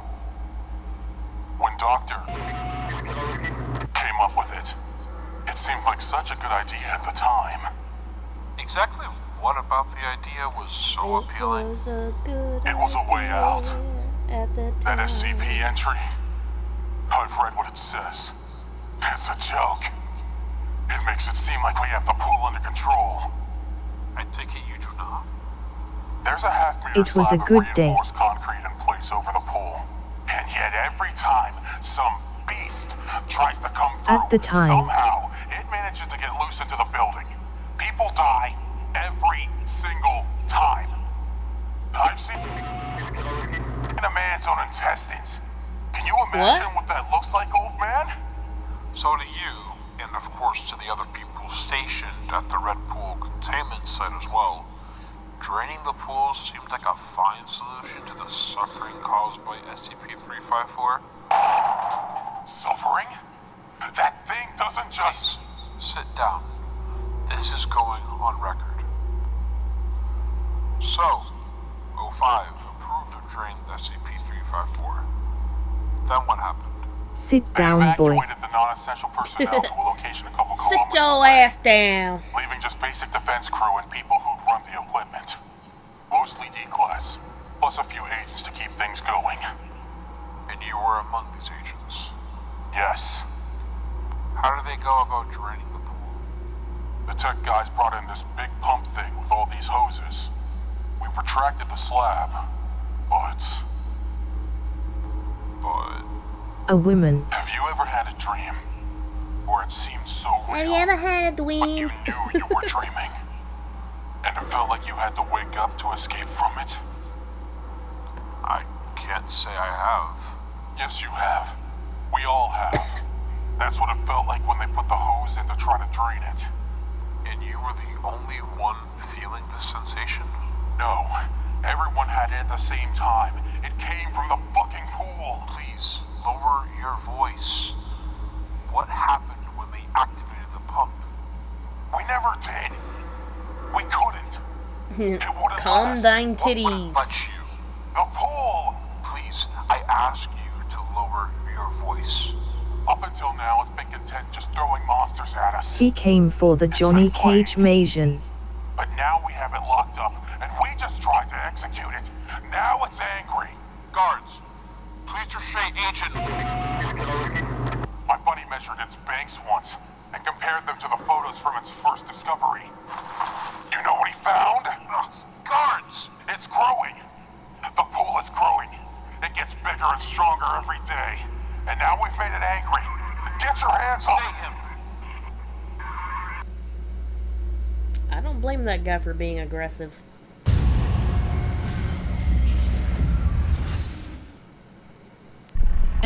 SCP-939, Object Class Keter.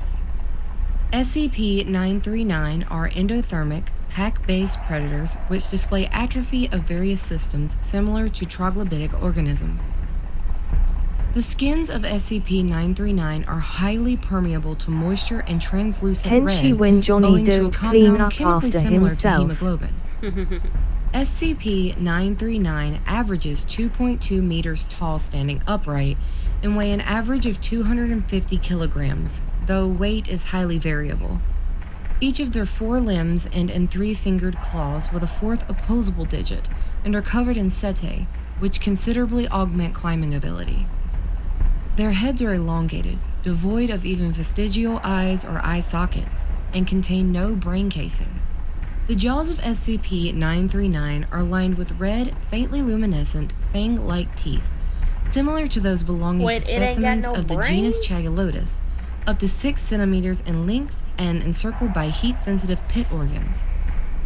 Eye spots, sensitive to light and dark, run the length of their spined dorsal ridges.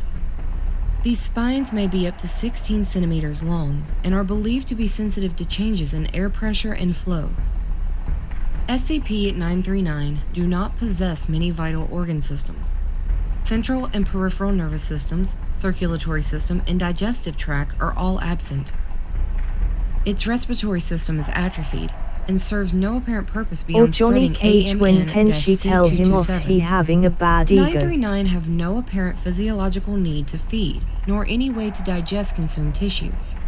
Ingested material typically accumulates in the respiratory system and is regurgitated once the amount is sufficient to markedly inhibit its function. Despite the absence of many vital organ systems, they are capable of bearing live young.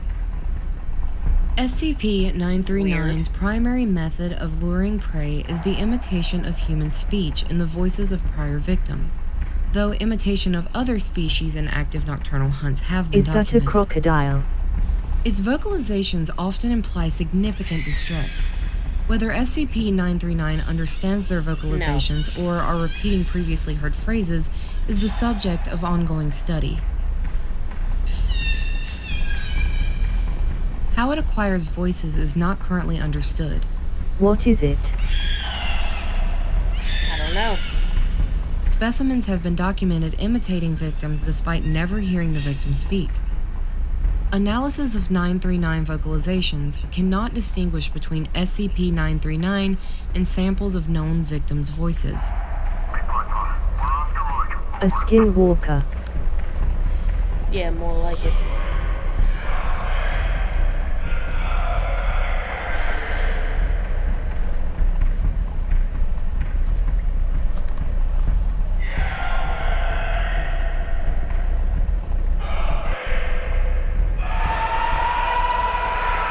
Oh, creepy. The use of biometric voice recognition security or identification systems at any installation housing SCP-939 is strongly discouraged for this reason. Prey is usually killed with a single bite to the cranium or neck. Bite forces have been measured in excess of 35 megapascals. SCP-939 Did you hear that thing saying help minute me? traces of an aerosolized Class C amnestic designated AMN-C227. Trying to This lure causes them in. temporary anterograde amnesia, inhibiting memory formation for the duration of exposure plus an average of 30 minutes. It is colorless, odorless, and tasteless. In well-ventilated or open-air environments, risk of exposure to ECT-50 is greatly reduced, but not negligible. AMN-C227 is typically undetectable in the bloodstream 60 minutes following cessation of exposure. Reported sensations of disorientation and mild hallucinations immediately following removal from environments saturated with the agent are similar to recreational use of numerous psychoactive substances and are easily mistaken as such. SCP-939 offspring, such as those from litter SCP-939-A, initially appear morphologically and genotypically identical to human infants, displaying no anomalous traits at birth. These juveniles undergo normal human-like mental and physical development until they reach a critical stage, typically marked by symptoms like malaise, light sensitivity, and severe pain. Over time, they experience a drastic transformation, shedding their skin and developing the characteristic features of adult SCP-939, including elongated heads and luminescent teeth. This process, observed in SCP-939-101, involves significant distress and culminates in the juvenile becoming a smaller version of the adult predator. Containment protocols for SCP-939 juveniles require strict isolation and observation, with reinforced cells to manage their eventual transformation. SCP-939-1, 3, 19, 53, 89, 96, Look, 3 more 98, skinwalkers. 99, and 109 are kept in cell 1163-A or 1163-B containment chambers within Armed Biocontainment Area 14. Both cells are environmentally regulated and negatively pressurized with walls constructed of reinforced What concrete. do you think it is, Goth? Access to these cells are regulated by an outer decontamination chamber and inner gas-tight steel security doors. Observation windows are constructed of laminated ballistic glass 10 centimeters in thickness, protected by a 100 kilovolt electrified mesh. Humidity is maintained at 100% at a temperature of 16 degrees Celsius. Specimens are monitored at all times via infrared cameras. Level 4 It was a authorization is skinwalker required to probably access made by a human. SCP-939, their containment areas, or the observation chambers. SCP-939-101 is dismembered and stored in cryogenic preservation tanks 939-101A to 939-101M within Bioresearch Area 12. Access requires authorization by 2 Clearance Level 3 personnel, one of which must be present for all research and testing. The contents of only one 939-101 tank can be accessed at any given time. Core temperature of SCP-939-101 tissues are monitored while removed from cryogenic preservation. Should core temperature exceed 10 degrees Celsius, tissues are returned to their corresponding tank and all testing suspended for a period of 72 hours. Barring core temperature exceeding 10 degrees Celsius, research of 939-101 tissues can continue as long as its ramblings and pleas for release be tolerated. Containment cells are cleaned bi-weekly. While this takes place, SCP-939 specimens are transferred to the adjacent cell. During this time, the cell's door and observation window are inspected for damage and repaired or replaced accordingly. Heavy sedation of all SCP-939 is required before any interaction, including transfer between cells and experimentation, may take place. Level C hazmat gear is worn by personnel during interactions with 939 specimens and in any areas which they have been known to inhabit.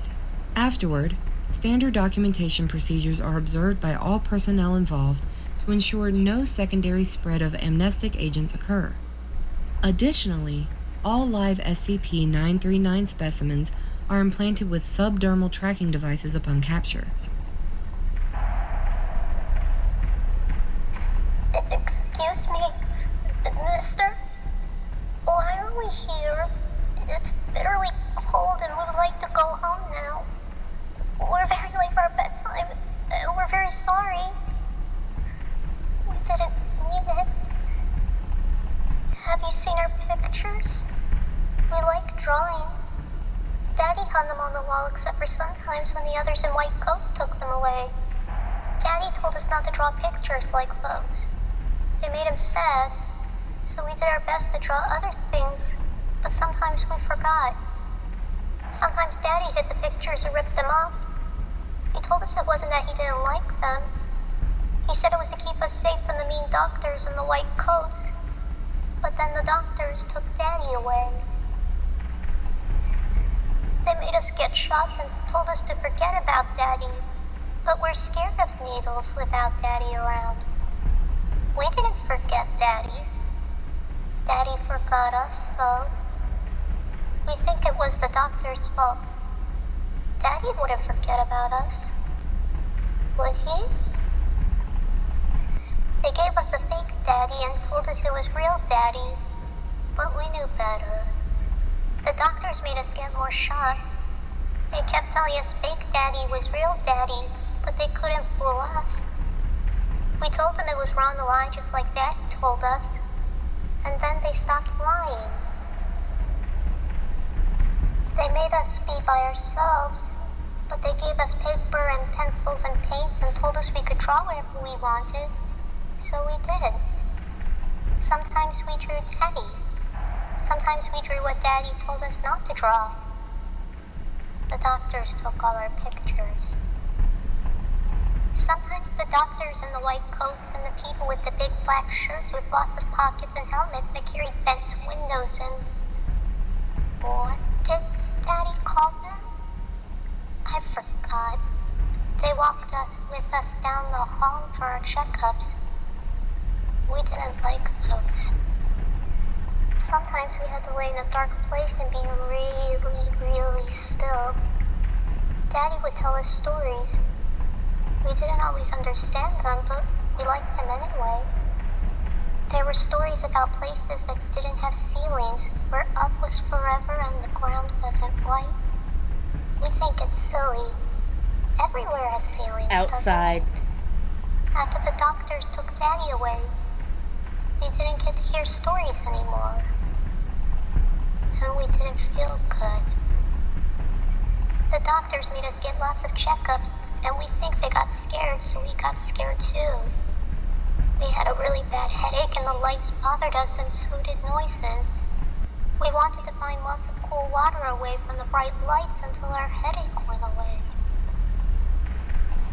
They let us be in the dark and gave us lots of water, but the water made us itch all over. When we scratched, sometimes our skin came off. Oh God. We were so scared. We kept asking for Daddy, but he never showed up. Eventually, we didn't have any skin left, but it was okay, because we didn't need it anymore. We stopped itching after that. The light stopped bothering us so much, and the headache went away after our old head came off. Lights still bother us, but Our not as old much as head they came did. off? We don't see right anymore. We got so hungry. It was bad, but we ate our old skin and our old head. It tasted good, but it was still bad. We were still hungry after that and asked for food. They gave us food, even our favorites. But none of it tasted right to us.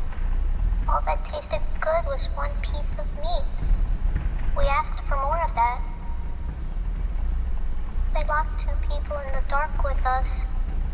We asked them not to, but they didn't listen to us. We weren't hungry for a while after that, but we're hungry now. We're very sorry. We know lying is wrong. We didn't mean it. Aw, I actually feel kind of bad for them things.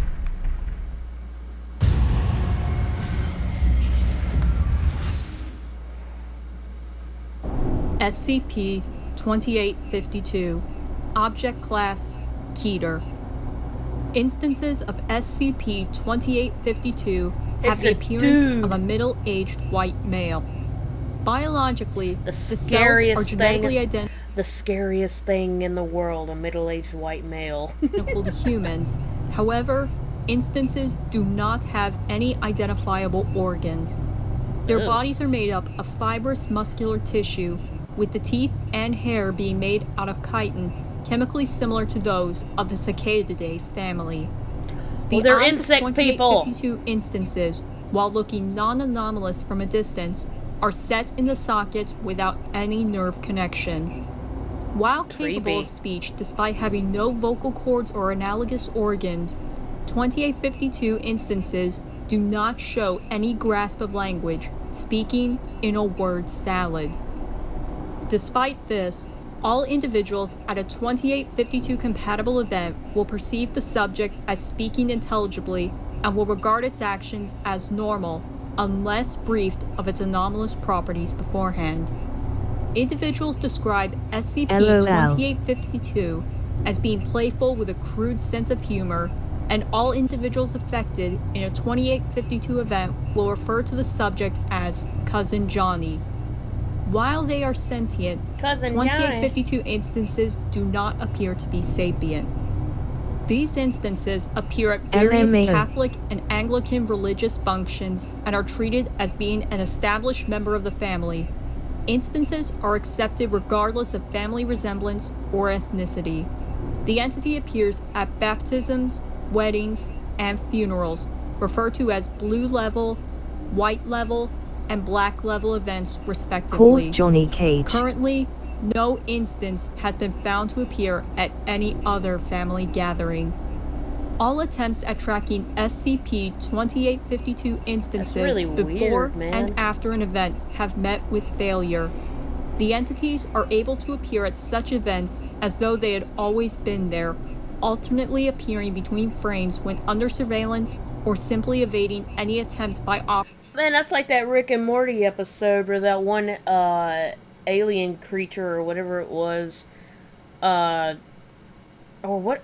It's been a while since I've seen it, but there was that episode where like family members or friends kept showing up that had never been there before, but they would implant memories into your head, and it would be like you were like, yeah, they've always been there. What are you talking about? Even if they weren't even there a second ago, but then you would just act like they'd always been there. Or you would believe they had always been there. That's what that's reminding me of. Operatives to keep them out of an event. All tracking devices placed on 2852 instances have malfunctioned immediately, with the entity evading any surveillance. Whoa. Each family gathering that SCP-2852 attends results in different behavior from the subject and different effects. Generally, the effects of it appearing at a family gathering result in more serious damage done to children, although adults are not free from its effects. It is worth noting that stopping an instance before it involves itself in the religious ritual will not stop its effects from spreading, although they may be diluted. The appearance of SCP-2852 at an event is enough for its effects to start spreading among the family. When questioned after an event, all affected individuals report a feeling of fondness toward 2852, regardless of its actions during an event. SCP-2852's effects at a Blue Level event are present more strongly in the child being baptized, its parents, and any godparents chosen for the occasion. During the baptismal ritual, 2852 will involve itself directly in the proceedings, acting as a third godparent when traditionally there are only two, a male and a female. Blue Level events proceed identically despite the presence of a third godparent until the child is submerged into the water. Immediately, the child's top layer of skin will slough off in one piece as though molting. This process does not seem to harm the child in any meaningful way. Yeah, the total godparents recall, will then yeah. eat the skin between each other. Afterwards, the mass will go on as normal, and SCP-2852 will exit along with the family. It is of note that it does not appear at any family celebration held after the baptism. The baptized child has a chance of dying within the next 6 months, well above the national average. Living children exhibit multiple cluster B personality disorders. Most join anti-capitalist groups, various GOIs, or, if unchecked, will engage in destructive behavior, usually manifesting in self-harm, abuse of animals, or abuse of small children. Godparents and biological parents will be rendered sterile, regardless of SCP-2852's success in becoming part of the baptismal ritual. Both groups will take their own lives within 5 years of a Blue Level event, normally through drowning. That is so weird. All individuals not involved in the baptismal ritual are 500% more likely than the national average to have stillbirths. Those who are still capable of having children are far more likely to abandon them, sometimes allowing the child to die in the process. Past adolescence and into adulthood, children exposed to the song of cicadas respond with extreme anxiety and accompanying physical symptoms such as dry mouth, nausea, vomiting, diarrhea, and headaches. Some subjects' agitation escalates into violent outbursts, which have resulted in at least 20 fatalities. When interviewed about the cause of their disturbance, no subjects have ever identified cicada song as a trigger for their episodes.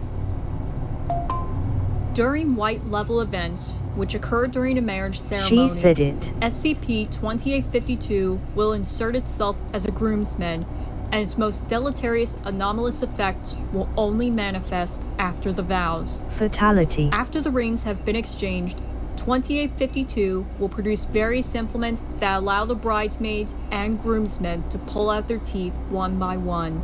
What? The individuals seem to be oblivious to any pain that would normally take place during such an event, and blood loss through still unknown means does not occur. The bride and groom will then be presented with the teeth and will eat them.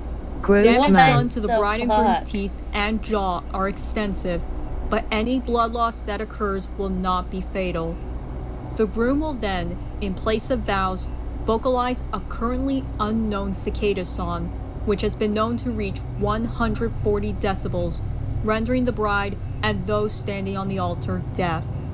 Currently, no groom has been deafened by his own call. At the wedding reception, SCP-2852 will take the role of the best man and give a speech. This speech will be nonsensical with no pattern to the words used. Individuals will react to the speech with mixed emotions, some crying uncontrollably and others falling into hysterical laughter. After the speech, 2852 will produce a gift for the married couple. This gift currently has always been 3.5 kilograms of human hair of various colors, 13 deceased specimens of cicada, and 23 human teeth in a cardboard box. DNA testing on all gifts has been inconclusive. The bride and groom of a white level event will divorce on average 2 years after their wedding, usually as a result of domestic violence. Any children produced during their marriage will have cluster B personality disorders or life-threatening disfigurements. All married individuals attending the event will find themselves unable to have children despite a lack of detectable changes to fertility-related biology. Sperm counts and sperm quality remain unaffected. Ovulation also remains unchanged, and no genetic irregularities have been observed in eggs. All children involved in a white level event will avoid romantic relationships, and 9 out of 10 will take their own life by the age of 18.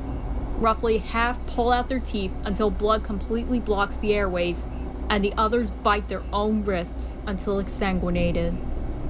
Black level events are notable in that any attempt to disrupt the event through any means results in the actor becoming a participant in the event. Currently, there exists no way to stop or end a black level event. Any attempts at barring 2852 instances from the church or funeral home results in it simply appearing in a pew. During a black level event, SCP-2852 will take the place of the eulogizer, even if one was not scheduled to speak during the Mass. The speech will be nonsensical, with no parents being found. However, as the subject speaks, the individual closest to the departed will open the casket and produce a long knife. The knives produced during a black level event are not seen before the event and disappear after the event's conclusion. The individual will then exsanguinate themselves, normally from the wrists, but there have been instances where individuals have slit their throats. In turn, 2 by 2, each attendant will use the knife to pour their blood into the casket. Children too young to exsanguinate themselves are helped by adults. Despite many losing enough blood to result in death, no physical effects are seen in the participants. SCP-2852's speech eventually turns into the song of an adult male cicada. All participants will respond with the same call, despite the song of the cicada being limited to the male. SCP-2852 will stand at the pulpit until each individual has bled themselves and will then walk to the casket and vomit a mixture of blood, wood pulp, and dead specimens of cicada. It is currently unknown how these instances are able to hold the mixture within themselves due to the lack of any cavity of sufficient size in its body. Once finished, the funeral mass will go on as normal, and the casket, filled with blood and SCP-2852's vomit, will be taken to the cemetery and lowered into the earth as is normal for a Catholic or Anglican funeral service. Black level events normally will end here. If a family gathering was planned to take place after the funeral, SCP-2852 will attend. Once all individuals affected have come to the location, it will vomit a similar mixture of blood, wood pulp, and dead cicada into a bowl. This mixture will be primarily eaten by the affected children. Ew. After this has been eaten, 2852 will give another speech of nonsensical words without patterns, strip itself, and lay upon a table. The participants will then eat its flesh until there is nothing left. During this, 2852 will still vocalize, even when suffering from mortal injuries. Participants have been known to carry on friendly conversations with it while eating it. Children unable to chew whole food properly will be fed mouth to mouth by any caregivers. All participants of a black level event will break from their family, either through murder, taking their own lives, moving, or divorce. Every individual involved in an event will be rendered sterile. Domestic violence in participants of black level events will usually be of a cannibalistic nature, resulting in the death of one or both individuals. 6 out of 10 children involved will attempt to murder one or both of their parents before they turn 18. It is theorized that nearly a third of Catholic and Anglican D class were involved in a black level event. Containment of SCP-2852 focuses on tracking and disruption of incidents where possible and general monitoring of 2852 compatible population centers. All individuals involved in blue level and white level events are monitored extensively, and their identities are given to local law enforcement as potential terrorist threats. Even when disrupted, individuals involved in blue level and white level events are cataloged, and their names are sent to local law enforcement agencies. Individuals witnessing the disruption of either event are given Class B amnestics. Black level events are monitored until conclusion. Afterwards, all participants are treated with Class A amnestics and are otherwise treated identically to those affected by other events.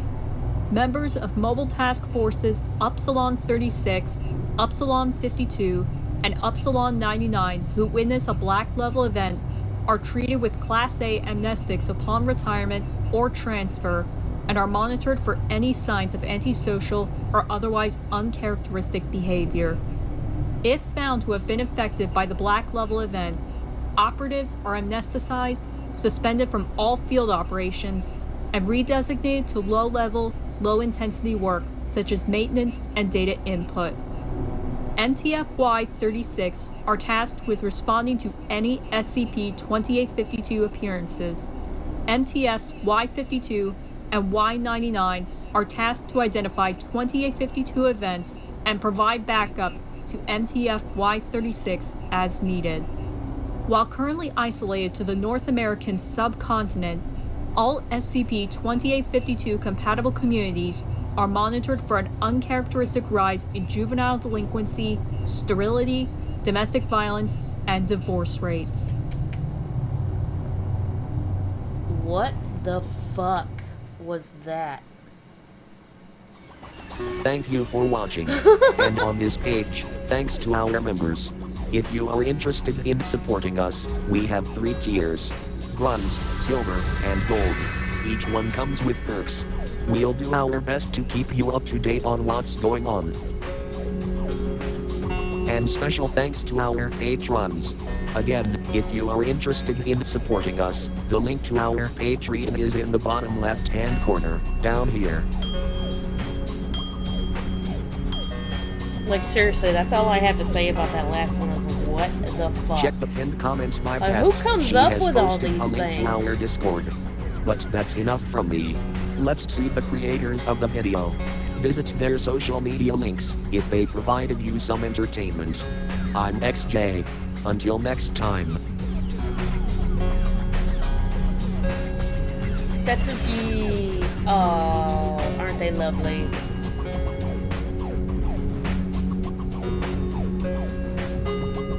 Fellow purple-haired goth. Tetsuki.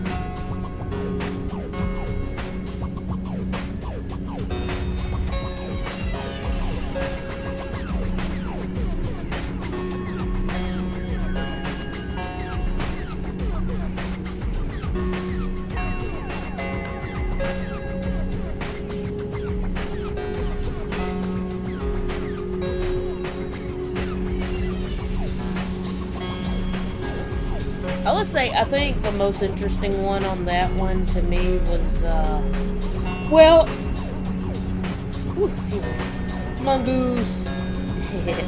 But yeah, the most interesting, I think there's 2 I can think of.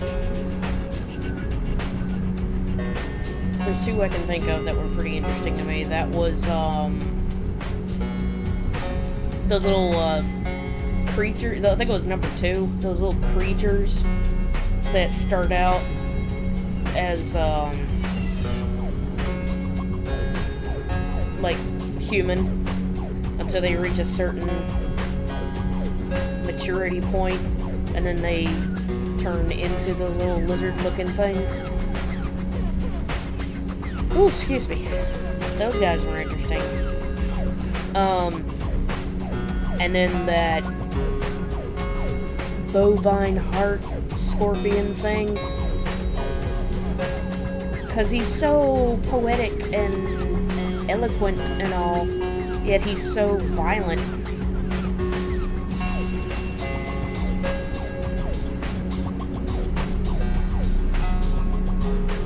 Yeah. So you guys, tell me which ones you thought were interesting. And the Conan one not forgot that.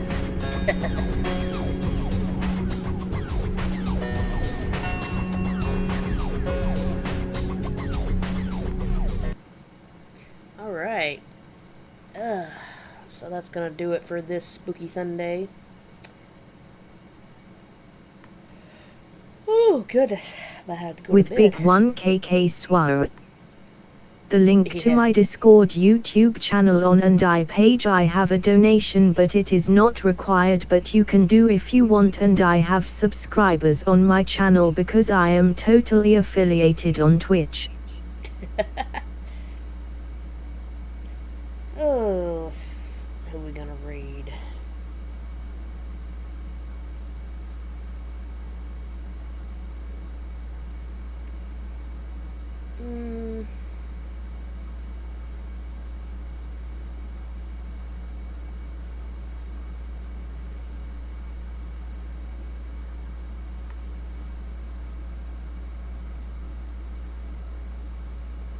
It was nice chatting with you.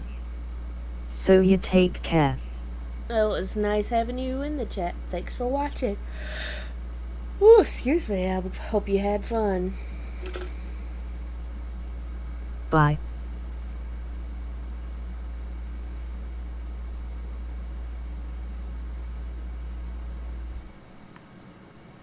Hang on.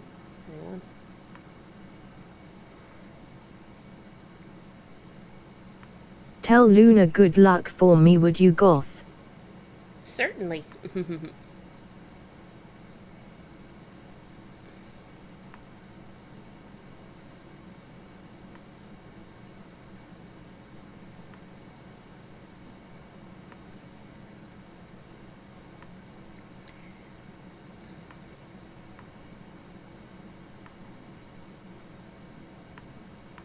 Thanks goth my favorite Twitch streamer.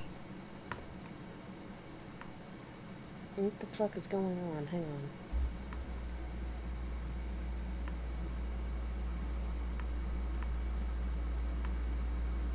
on. I don't know why the fuck it's not doing.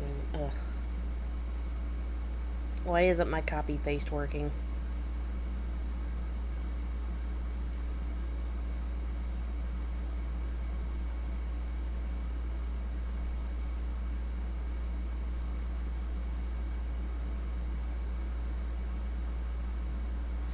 Alright. We're gonna go to Moist Critical. He's having a Resident Evil Can marathon. we say KK in a wheelchair?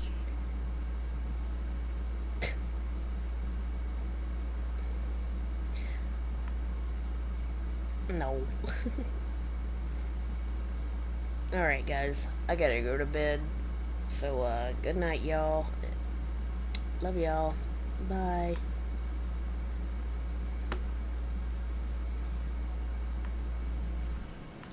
It's where the shotgun was.